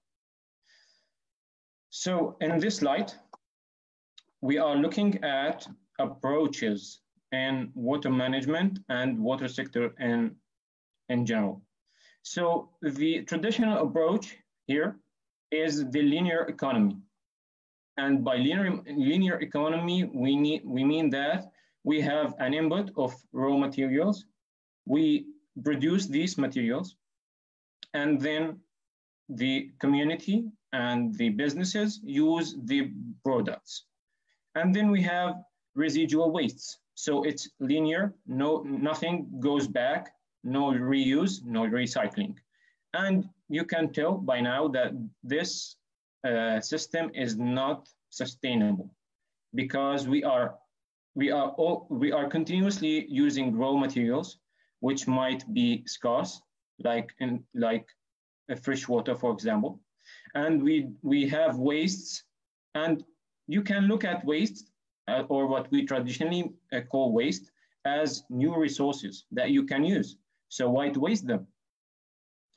So the alternative is the circular economy, which combines recycling, sustainable production, and sustainable use to arrive at the sustainable and resilient community and production and manufacturing. It is actually a concept that can be applied to many different and significant areas. So talking about application of this approach, the circular economy, let's talk more about water supply. So water, everybody knows by now that water is a limited supply. So in order to provide enough water for our generations and for the next generations, we need to firstly wisely use the material. This includes efficiency in use and also efficiency in conveying water, like the systems that convey the water networks and so on. We also have the sustainable use, I have already talked about this, and we have recycling. Recycling, as Dr. Nadim has said, wastewater is a potential, is a resource for high potential for recycling.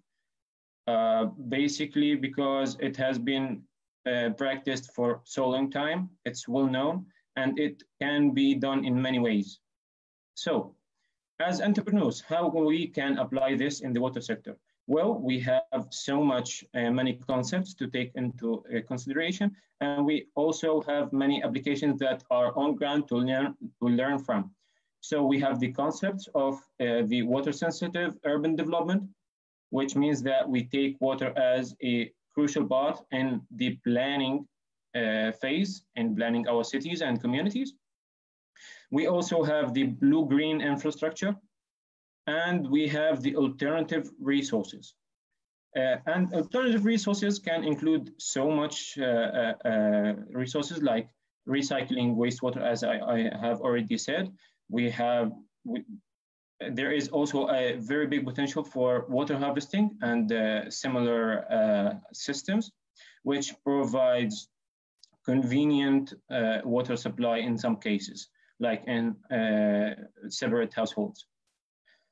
So by this, we can say that decentralized systems are now more favorable than centralized systems. And this is why we as entrepreneurs have a very big opportunity to catch this system and contribute to it. And in FlowLess, this is what we are doing actually. We are looking at the problems in the water sector. One of these problems is inefficient management. So we are targeting this problem and trying to solve it in an innovative and advanced way. So in FlowLess, we provide smart solutions for sustainable water management. And this is done in different components of our system. So how it works? Firstly, we use IoT devices that collect real-time data about the consumption and the pressure and many other data. Then we use artificial intelligence. We have a dedicated web platform that utilizes artificial intelligence to analyze this data and provide useful information for our clients, which are the utility companies, the water service providers, so that they can better manage their networks. And I will get to that in a minute. And the result is better management, better monitoring and control of all the components in a centralized water system. So the products and services that we provide consists of district metering, which is basically dividing the area, the network, into zones. And in each of these zones, we install smart meters that collect real-time data. Then we upload this data to our cloud-based web platform, which performs automatic analysis and interpretations of the data, utilizing artificial intelligence to provide useful information. And it also provides the ability for water management companies and utilities to control the water networks as well. This is a screenshot of our web platform. You can see that we provide many information for our clients, which consist of consumption patterns. We also provide alerts in case of leaks. This is how we are targeting reducing the leaks in the MENA region.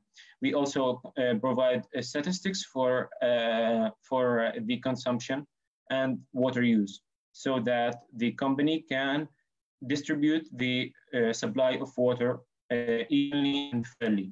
This is how we can achieve an equitable and sustainable supply of water. This is actually the first step in our journey in this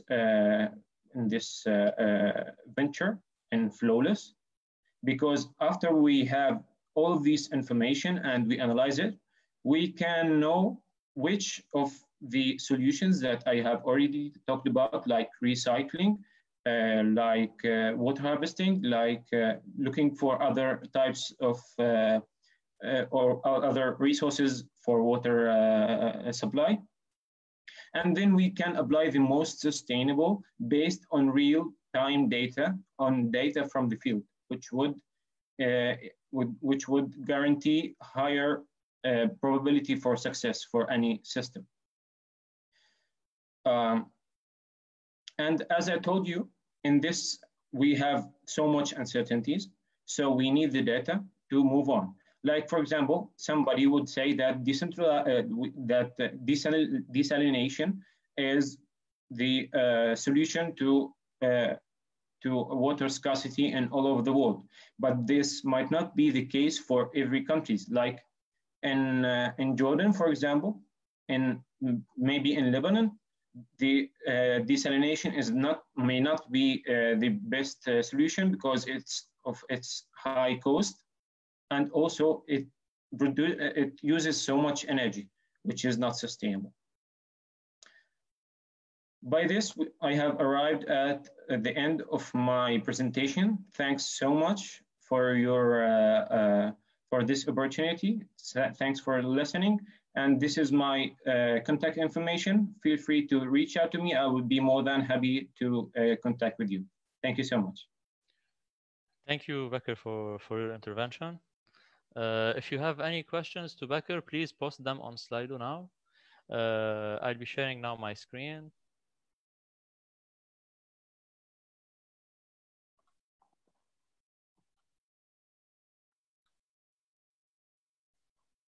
So the first question, Becker, is, are you developing the hardware in-house, the IoT hardware? Yeah, as I said, we provide the hardware part, and we also provide the software, in addition to the service of analyzing the water network. So we develop the hardware in-house. We have the full flexibility and full range for playing with the hardware, because we do it from scratch. We program it, so we have the flexibility to do anything with it. Amazing. And do you provide customization of your dashboard?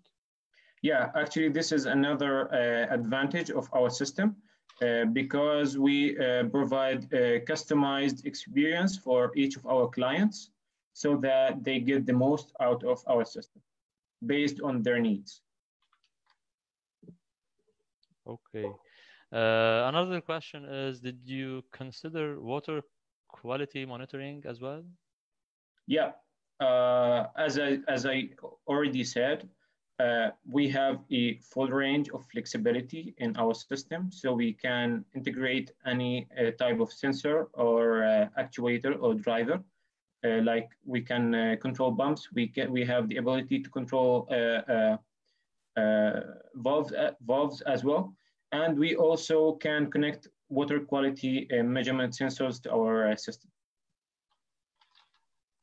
Okay, thank you very much, Becker. Kindly have some Arabic future meetings at Berytech, so that's easier to the presenter, and we can grab more info by hearing. That's noted. We will definitely work out on something with Becker. Becker, one question from my end. Are you any plans like to expand beyond like Palestine, Jordan? So any plans like to work in Lebanon or stuff, or any other country in the region? Yeah, actually, right now we have operations mainly in Palestine and also in Jordan. We are doing pilot projects in Palestine and in Jordan, and after that we would also be scaling to other countries in the MENA region. Lebanon is one of the most one of our priorities. Okay, great. Thank you, Becker. I believe that's it for the questions. Now we will be having some few minutes before starting the third session, which is related to the energy. Please, as a reminder, like if you're signing out, it would be great if you can answer a small survey so that we keep on improving. Thank you, everyone.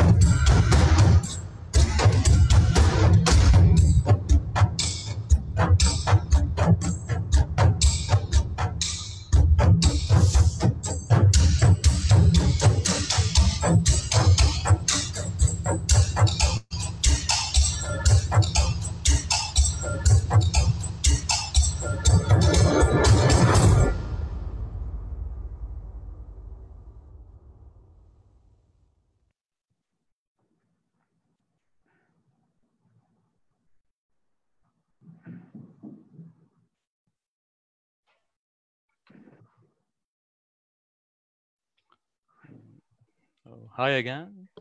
And for the people who have just joined us, welcome. The Cleantech Learning Series are organized by Berytech under the Clean Energy Program funded by the Embassy of the Kingdom of the Netherlands and Lebanon. I will reintroduce the program for the people who have joined just now. So the accelerator, the Clean Energy Accelerator, aims at supporting ideas and startups working on solutions to the challenges existing in the clean tech sector. So the team will have to tackle challenges in transportation, energy, water, waste, or agriculture. Through this program, Berytech will offer the selected startups the resources, knowledge, support, and funding, which is necessary to scale and grow. You can check additional info and eligibility criteria on Berytech's website, berytech.org. You can go to programs section and select Clean Energy. The deadline to apply for the first batch of the Clean Energy Accelerator is beginning of June. And if you think you have an innovative solution in the clean tech sector, I urge you to check the website and submit your application.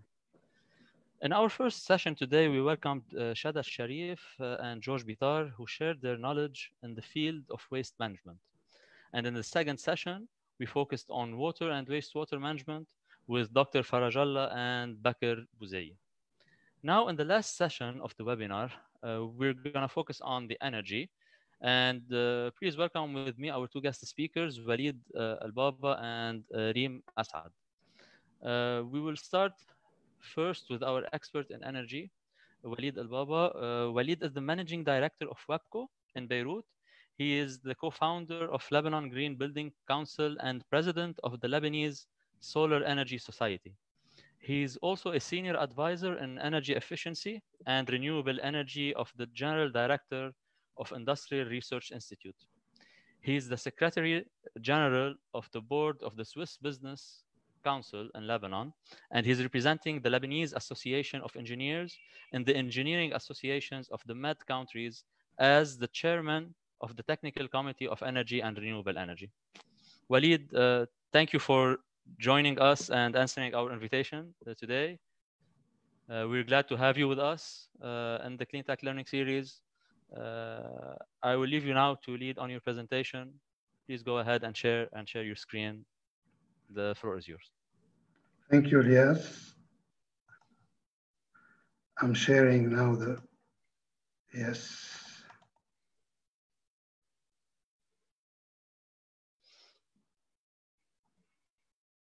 Okay, yes, we can see it now.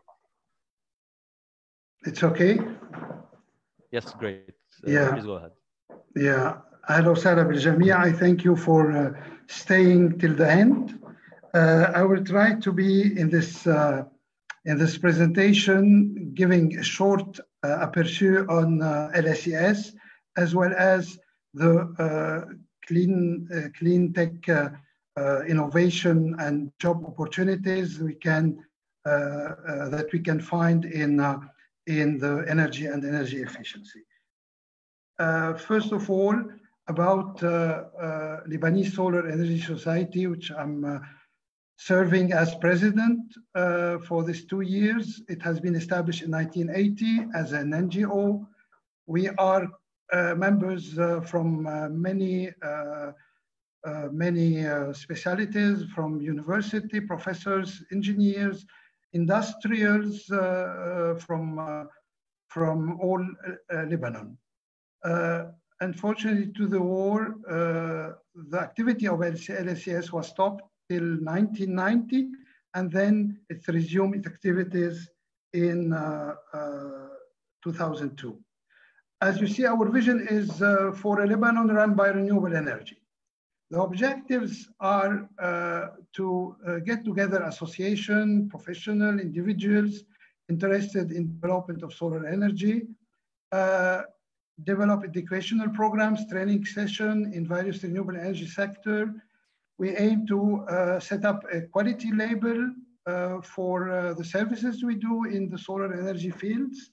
And we also encourage the manufacturing of solar systems in Lebanon, as well as to start or to launch awareness campaigns for scientific activities, exhibitions, seminars, in the objective of the association. We also help to establish norms and standards for technical aspects of the use of solar energy, thermal, and PV. One of our tools is the EcoTrack, which is a project launched in 2011, which is a truck with a clean combustion engine.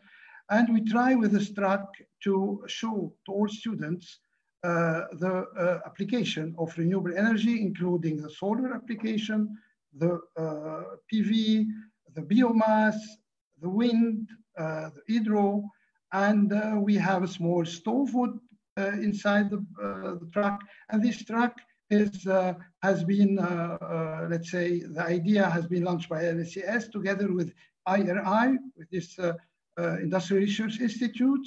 And we are doing a lot of seminars, or not seminars, but visits to schools from north to south. And if anyone is interested to have the visit of the EcoTrack, please let us know. The address is on your screen. Now I'm going to the subject, which is how to make the energy efficiency and renewable energy part of our policy of energy. You know that the greenhouse gas emissions are caused by man and by human, and its consequences are important and are continuing to intensify. We have a lot of dependence on fossil energies in our power production plants in Lebanon, mainly in the electricity sector, and that's why we aim to enhance other sources of energy, renewable and energy efficiency policies. My presentation will focus on criteria selection and the various applications and opportunity for job creation and for development. You know that the production of energy is linked to the demand side, and you cannot improve your production if you don't improve the demand side management. The trend today is consisting in managing electricity demand within a policy called demand side management, which is changing the way of people and customers to use electricity. It is a sort of partnership between utilities and the customers in order to limit the electricity consumption and to reduce the bills. There are major benefits with this DSM, mainly through an important interaction with between three players. They are the society, the utility, and customer. The society by reducing the pollution, by conserving resources, by protecting the environment. The utility by reducing the capital needs, lower services, big maintenance. The customer to reduce the cost, to try to satisfy the needs, to improve the value service within his house, his industry, his whatever. LSES has fixed two objectives in short and mid-term by considering that renewable energy as part of the energy solution through awareness campaigns, training session, active participation in different local international bids and projects in the field. And we believe that the energy conservation and energy efficiency and the rational use of these energy are the main part of the energy solution. Now I want to stop about 5-7 minutes on this important slide, which is the innovative solutions and the clean technology, where every one of us should try to see where he can bring some research, some development, and some investment in those 10 important points. It is for reduce the negative environmental impact, and in the same time to apply innovative solutions. The criteria are the following. If we take first of all the envelope of the building or of the construction, what are the components of this envelope design? The design of this envelope. Could we manage thermal transmittance, lower heat gain How could we improve the windows and the glasses? How do we have the shading, making some architecture shading, which is helping to reduce the energy, the heat gain, and maybe the cooling load of the building. These components of the envelope are a question to improve, maybe. The second, water demand constant water conservation devices. How could we design our water concept?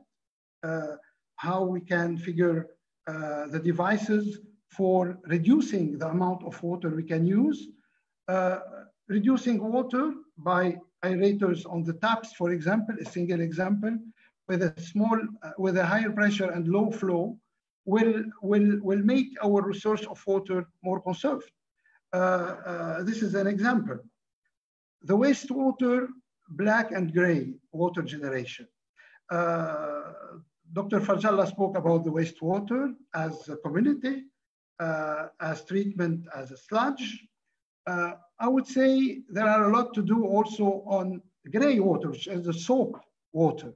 The soap water is something we can recycle for using it again in, let's say, irrigation, in flushing tanks in the buildings. It could be installed in each house, in each complex. We can divide the black from the gray, which means that we need 2 lines of pipes inside the building for the drainage. And also, if we need to reuse the water which is treated to the building, we have to add another pipe. And then we can irrigate with this gray water. This is a domestic application. It could go to 50 cubic meter per day, but it's still a domestic application, which will help a lot to reduce to generate and recycle some water. The solid waste treatment with heat and electricity production. This part also is very important for the solid waste. I think George did speak about the solid recycle, and this is important, and we can have by many technology either heat or electricity produced. What about the renewable energy as a solar? The solar panels are a very important vector in the renewable energy.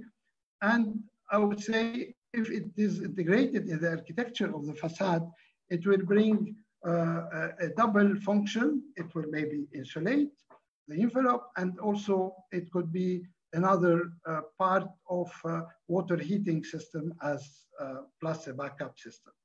The solar industrial heating process and solar cooling technology. The solar thermal is very wide, which means that you can apply it from 60 degrees as a thermal production up to 200, 300 degrees. And this you can have either by also for the industrial process and for the solar cooling process. For the industrial, you can have with pressurized water some steam up to 180 degrees, up to 7 bars or 8 bars, as well as solar cooling technology. You can have hot water for 83 degrees, up to steam for the solar cooling technology, solar cooling with absorption shielding. These are a solution for energy efficiency in the domestic use or in the building construction use. The centralized cooling system, we don't use it a lot in those days here in Lebanon, while in the Gulf, it is one big issue. The centralized district cooling system will use also, instead, in addition to the chillers, what you call it thermal energy storage, either at low temperature, 0 by ice, or by chilled water. Plus the fact that you can have the seawater cooling. These are also better efficiency, and it reduces your energy cost. The use of energy efficiency equipment as electricity consumption, such as lighting fixtures, pumps, HVAC equipment, use of the renewable energy for PV, for producing electricity from hydro, from wind, being known that the PV is the lowest cost for the kilowatt hour. This PV has a lot of application also in irrigation for the water and also for the electricity, but meaning by another application in irrigation, hydro and wind. These are all ideas for more energy efficiency and for mitigating the energy in the energy production and use applications. The heat recovery system, whenever it's possible, mainly when you have generating set, you can recover the heat from the radiator of the generating set or for the exhaust, reaching for the exhaust more than 350 degrees C to 380. You can produce heat by either by hot water or by steam. All these applications are reducing the cost of our energy and making our energy more sustainable. These are now the application where it will give you an idea about what you can make or you can develop for some entrepreneurial, for some job creation, for some companies to be established inside the Berytech program. Producing hot water at large quantity. These are examples in Lebanon. One in Dawhat Aramoun, the middle one in Clemenceau, the third one is the center, Beirut district center, close to the mosque. These are three examples operating since a while.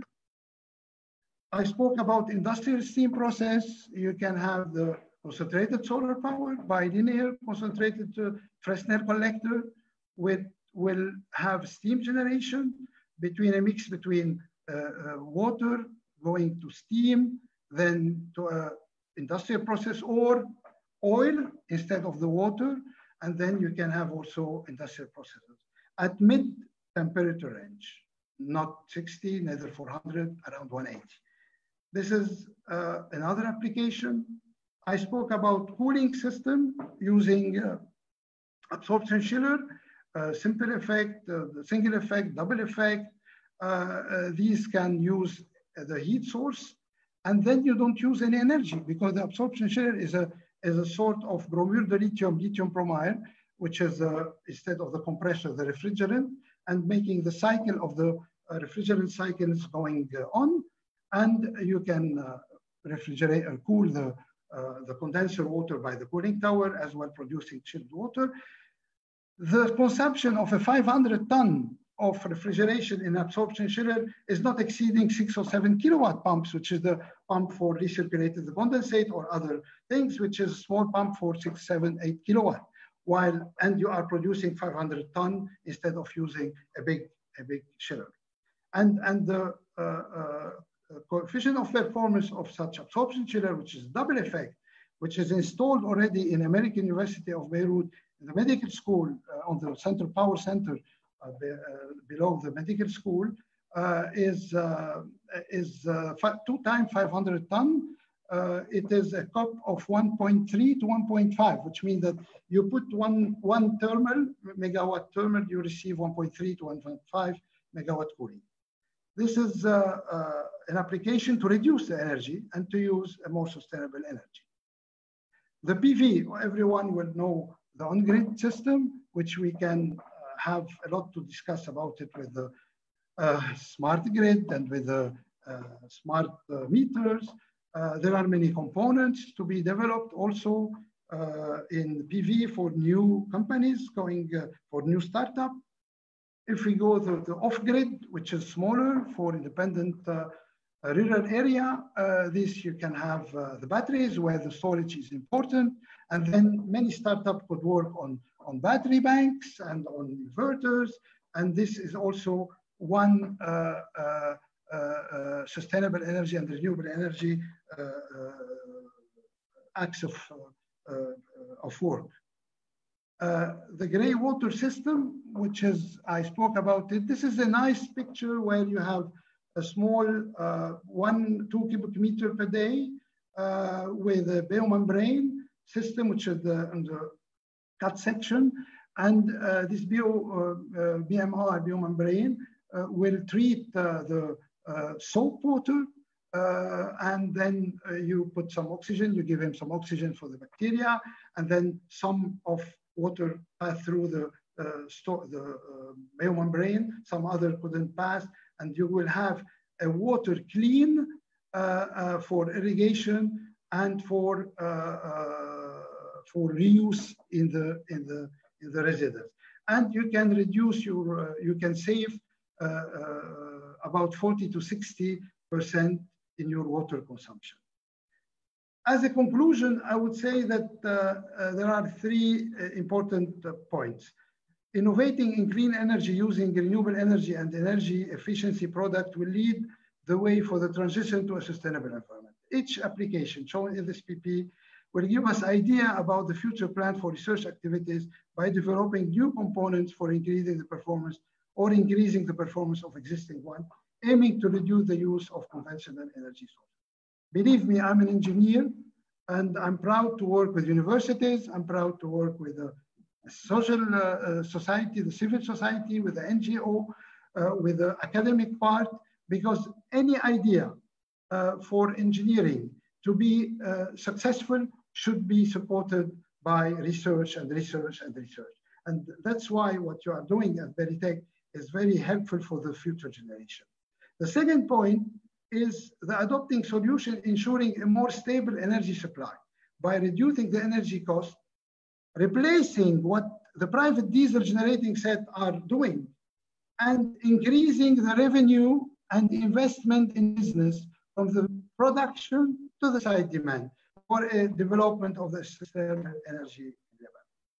The third point, and the nicest point at the end, we think that it is important to launch effective measures to promote the sustainable energy transition for the Lebanese economy, which is now in a very bad situation, by achieving the targets fixed by the second National Action Plan, which is for Lebanon now, as well as the National Renewable Energy Action, NREEP, in NIRIA, which has been established by LCEC, mainly the one related to ESCO.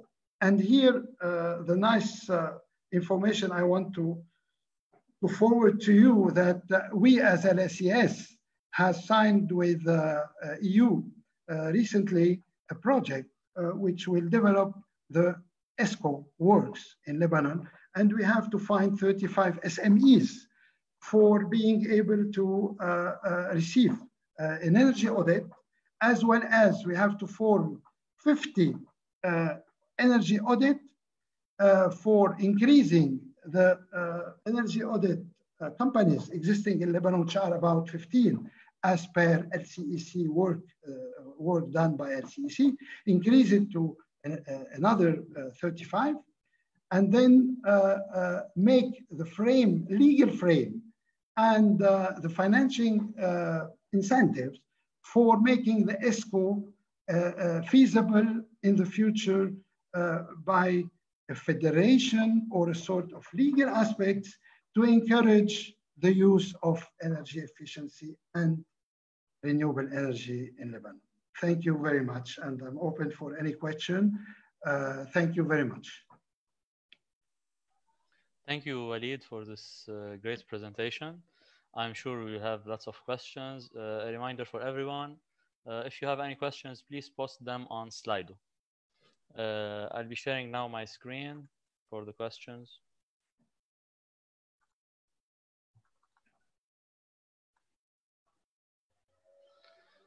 So the first question we have, Walid, is the following. Is it possible to use PV glass on a curtain wall or a main facade of a project without losing transparency? In other words, like still having light going inside?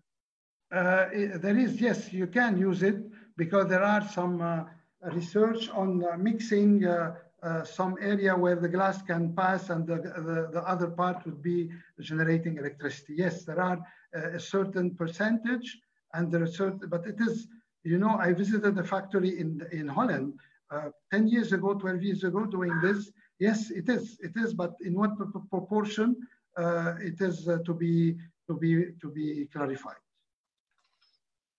Okay, another question is, what is the future for Lebanon? Will we see hybrid systems with generators, solar PVs, and EDL?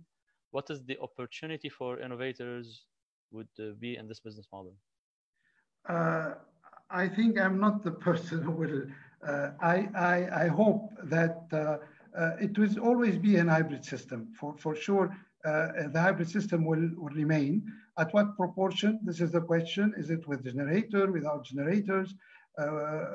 This is depends of the EDL sustainable electricity production. In fact, I hope that the hybrid system, I hope that generator will be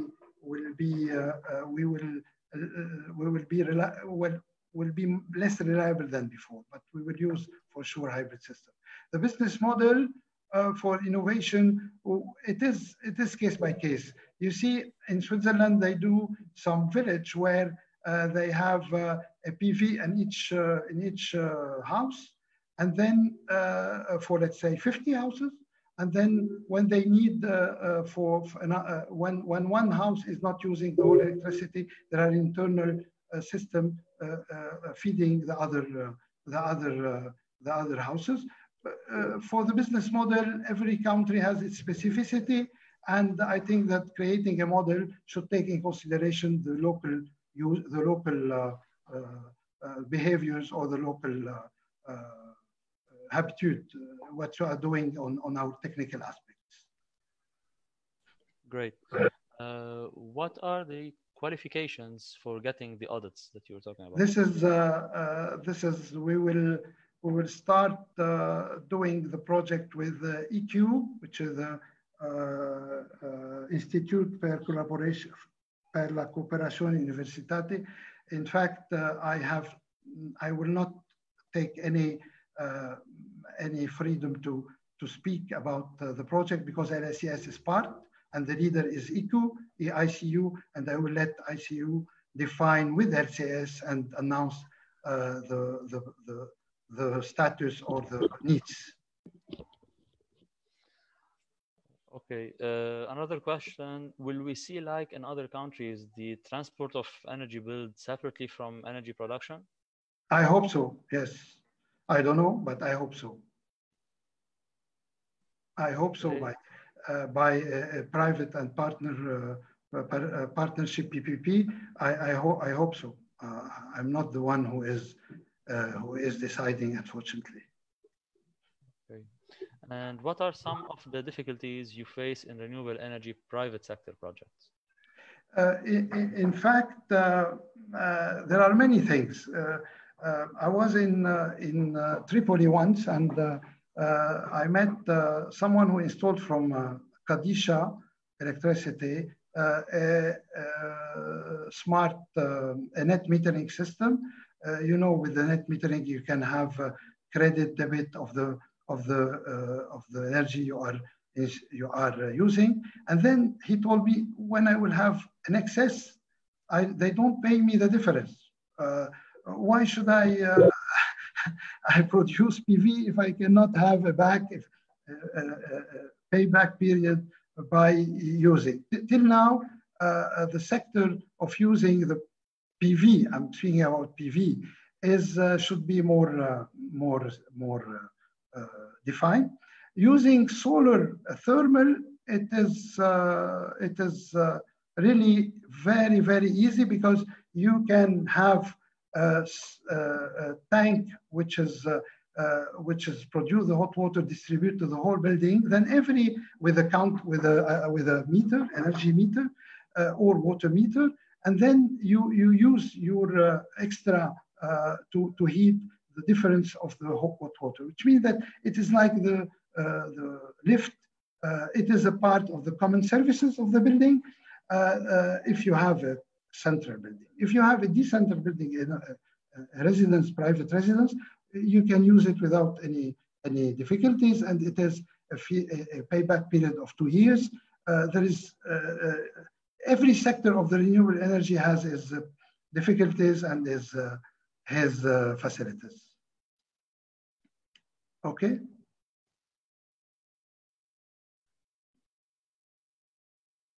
Hello. Yes, excellent. What is the cost of a gray water treatment plant for a house of 10 persons? But it's not so expensive. It is about $7,000, $6,000, $8,000, between 5 and 8, let's say. It depends on the difficulties. Okay. And a question from Dr. Farajalla, like the gray water use has failed in many parts of Lebanon. The maintenance problems are many. Why not treat wastewater fully in buildings and then reuse freely? In fact, Dr. Farajalla, there is if you have the sewer, there is no need to treat the wastewater in the towns. If you have the sewer, you have to make there is space where you have to treat the wastewater in a big area. Donc it is for sure it is space once. The second, every treatment has a maintenance problem and the maintenance people to carry on to control. We want to try to reduce the quantity of wastewater and to make the water more available in different location in residence. That's why the idea is to try to divide. I know treatment companies, the water treatment company, the wastewater treatment company are against this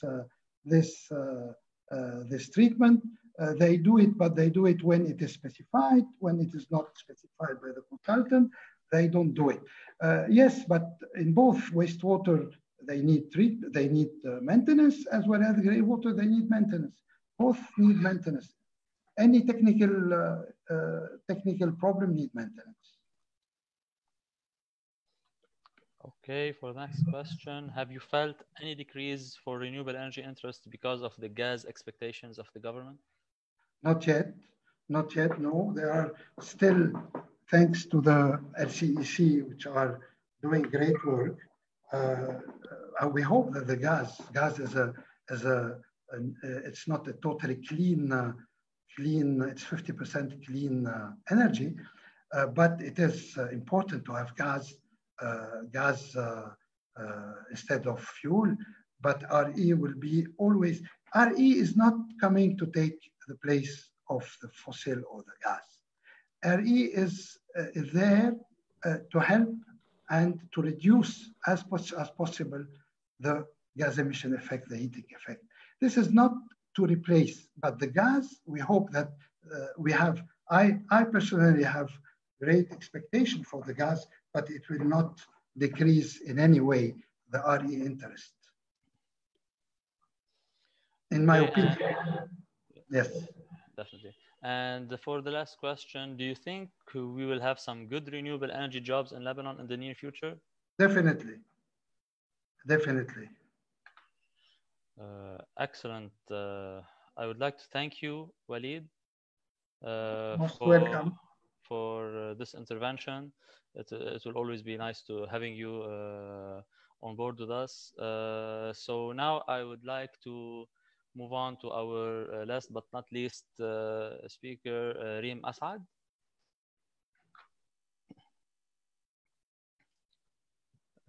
Reem is the co-founder and managing director at Rise 2030, Myolab and Capstone Co. She is also a teacher speaker working with the Mozilla Web of Things community towards a decentralized Internet of Things. She was also a fellow and award winner at Thomson Reuters, Tech Women, Vital Voices, UNFCCC, Swedish Institute, UN NetMed, Youth, and the Cherry Blair Foundation, and many others. Thank you, Reem, for joining us. Hi, how are you? So I will leave you now to lead on your presentation. We can see your screen now. Please go ahead. Okay. So today I'm going to talk about RISE, one of the startups that we have been working on, because it is very much related and it shows an example of how we were able to adapt to the economic crisis and how we were able to pivot also our model based on what's happening in Lebanon. But first, let's talk about why renewable energy is now important. And as we have seen that as we have seen lately, what happened to the oil price, and this has been big news. And this will also, when we talk about Lebanon and we see how many problems we are having, from poverty rate to the trade balance deficit that we have been facing recently, and the reforms needed in the electricity, water, and waste management sector. We have one of the highest top 3 debt to GDP ratio, and ODL is one of the has 43% of Lebanon's entire debt.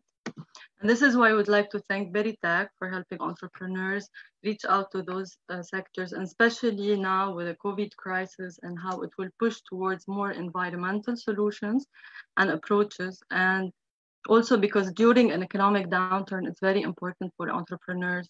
It's an opportunity for entrepreneurs because it's not very competitive. So about our startup and how we managed to pivot through the crisis, we are mainly working on job creations in rural areas, both on a technician level and engineers level. Those people are building sustainable solutions within the community, and this is generating income for local community members and also revenue for the facilities. Our whole model is based on a sustainable approach because we are working on decentralized solutions in rural areas specifically. Our main target is sustainable solutions, and we are doing this with the global public-private partnerships. How is this helping our economy grow? First, it's attracting international investment in sustainable solutions in waste, agriculture, education, and technology. And this contributes to the GDP growth. It has a multiplier effect. Once we create jobs in the rural areas as well, this will help people and small businesses also on the expenditure side.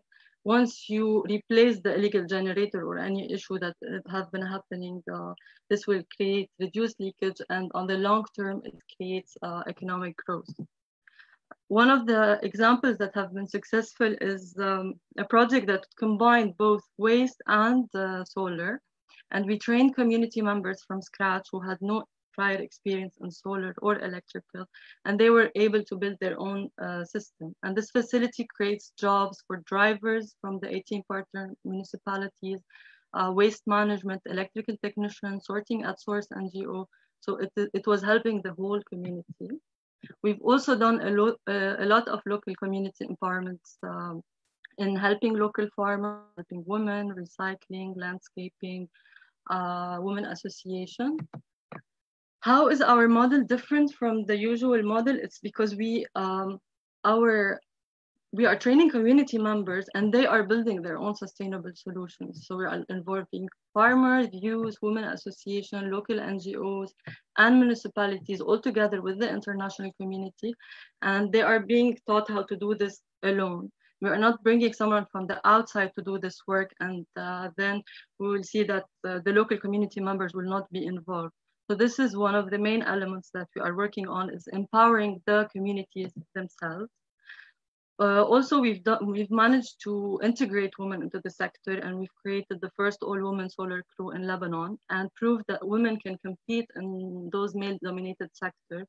And whether they were jumping on the roofs or painting or doing the technical work, and the men were also very involved and happy to train and help women integrate into this sector. And we believe that this crisis is an opportunity for entrepreneurs as well to rebuild Lebanon in the way we see it. And since all of the government plans that have been happening, the CPI project or the SAD vision from the previous government to the new government, they all focus on waste, water, energy, and infrastructure and agriculture. So the people who build prototypes now have an opportunity for later to grow once we have more grants and loans to the government. And that's it.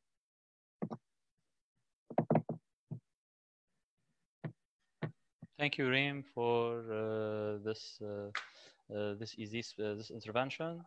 Now we'll go through the questions. So please, anyone who would like to ask any question, please do so on the Slido link. Let me share my screen now.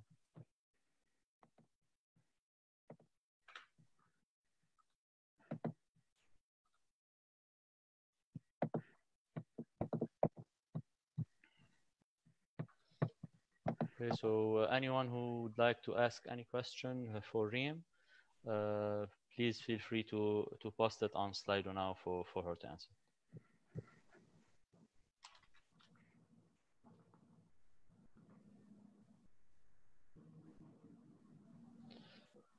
So was it hard to train women in this male-dominated sector? Well, first it was, yes, it was one of the challenges that we started facing. And we managed to involve the community members and take them on sites off-grid. And it wasn't an easy task to start with, but then throughout the program, it became very, very easy to train them. And they were very happy and involved with this. And since they felt that they are doing a new thing, they became very much involved in the project. Great. And another question is this an NGO? If so, who pays for the solar system? Well, yes, we've started as an NGO, but now we're moving into a social business model. We are usually employing people to execute the projects, and the solar system is usually paid by the donors who are bringing in the system, and the community members themselves, they are installing those systems and getting paid for it. So it's about job creation as well. Okay, great. And do the participants receive training for maintenance also, or more centered on installation? Yes, of course. The participant received all of the elements from the renewable energy, and they need to do maintenance because this is how they are able to become electrical technician and to help with those projects, to help the municipality, because the municipality will have this project ongoing and they will need people to provide the maintenance. Okay, and another question is, hi Reem, thank you for the presentation. You work mainly on solar systems?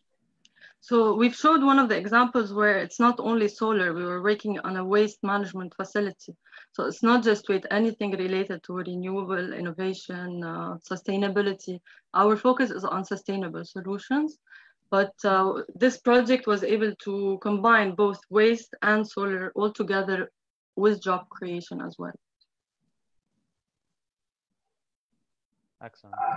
And does the training provide any formal or informal certification to the competencies acquired? Yes, so currently we are working with GIZ, who are our donors, and they are working on, yes, a certificate that will be given by them. And then later on a later stage, we will be also having the students go through exams and get official certificates. But because of the crisis, we had to stop now and just start adapting to the model. Okay, and another question, it's like similar to a question that was asked to Walid. So with the government's vision on oil and gas, do you think there is or there will be sufficient support from the government and the international community on renewable projects? Well, we think now with the whole oil crisis that have been happening that the international community should, and climate also, should be pushing towards more investment into the renewable energy, because this example that happened recently showed that the cost of why it was running on negative, why they were selling the contract as negative, it's because the cost of having those the cost of maintaining the contract is higher than the cost of paying people to just buy them. So this showed a huge problem with the economy, and the governments now have to invest more and more money to save the oil companies. And renewable energy, we won't have this problem. And we believe that this is going to help with the transition as well. Great. And so you work mainly on sustainable solutions that are already available in Lebanon? No, we work on all sustainable solutions, and we have been working with international partners in Germany, and who are helping us with the technical knowledge, because we are creating, and as we talked about, we are trying to bring international investment and dollars to the economy, to help and to create jobs, opportunity, and to cover the deficit in the trade balance that we are having. So one of the main elements that is happening is a partnership between us and German NGOs that are helping us with the technical and with the transfer of knowledge to create between the communities and between cities in Lebanon and cities in Germany. Okay. And what is the current exposure of IoT skills in the startups? Can we have you for a talk about this topic? Well, I have another startup called my IO Lab that is mainly working on IoT skills. It's also waste management and IoT skills. So if you can send me an email, I would gladly talk about this, but it needs a whole presentation about IoT and how this, because and we are now combining them both somehow to create an IoT-based waste and energy model for the future. Okay, and another question is like, how can we be involved in helping you push this forward? This is a show. Well, we would love to have volunteers, and especially also we really encourage women, because we have a lack in the sector in women. So if anyone is ready to help, please feel free to send us an email, and we will contact you. Our team will contact you to see how we can further collaborate. And one last question is like, many solar companies in Lebanon were meeting difficulties recently. Do you think they are too many? Yes, but our model is, we're not trying to create a solar company. What we are trying to do is, it's a social initiative where community members themselves are creating are building their own solution. So yes, they might be struggling, especially with the dollar crisis. But for us, when we try to talk about international partnership and driving investment, the investment has also the grant also usually has the solar. Great. Thank you once again, Reem. Thank you. And it was nice having you on board with us. And thank you, Walid. And thank you to all our listeners as well. We hope you enjoyed the session. For a big thanks to our guest speakers today and entrepreneurs, Shada El-Sharif, Georges Bitar, Nadim Farajalla, Baker Bozeyeh, and Walid Al-Baba and Reem Asad. This is like the end of our webinar today. Please, when signing out, it will be great if you can answer a small survey so that we can keep on improving. Stay tuned for the content of the next Tuesday webinar and hope to see you then. Thank you.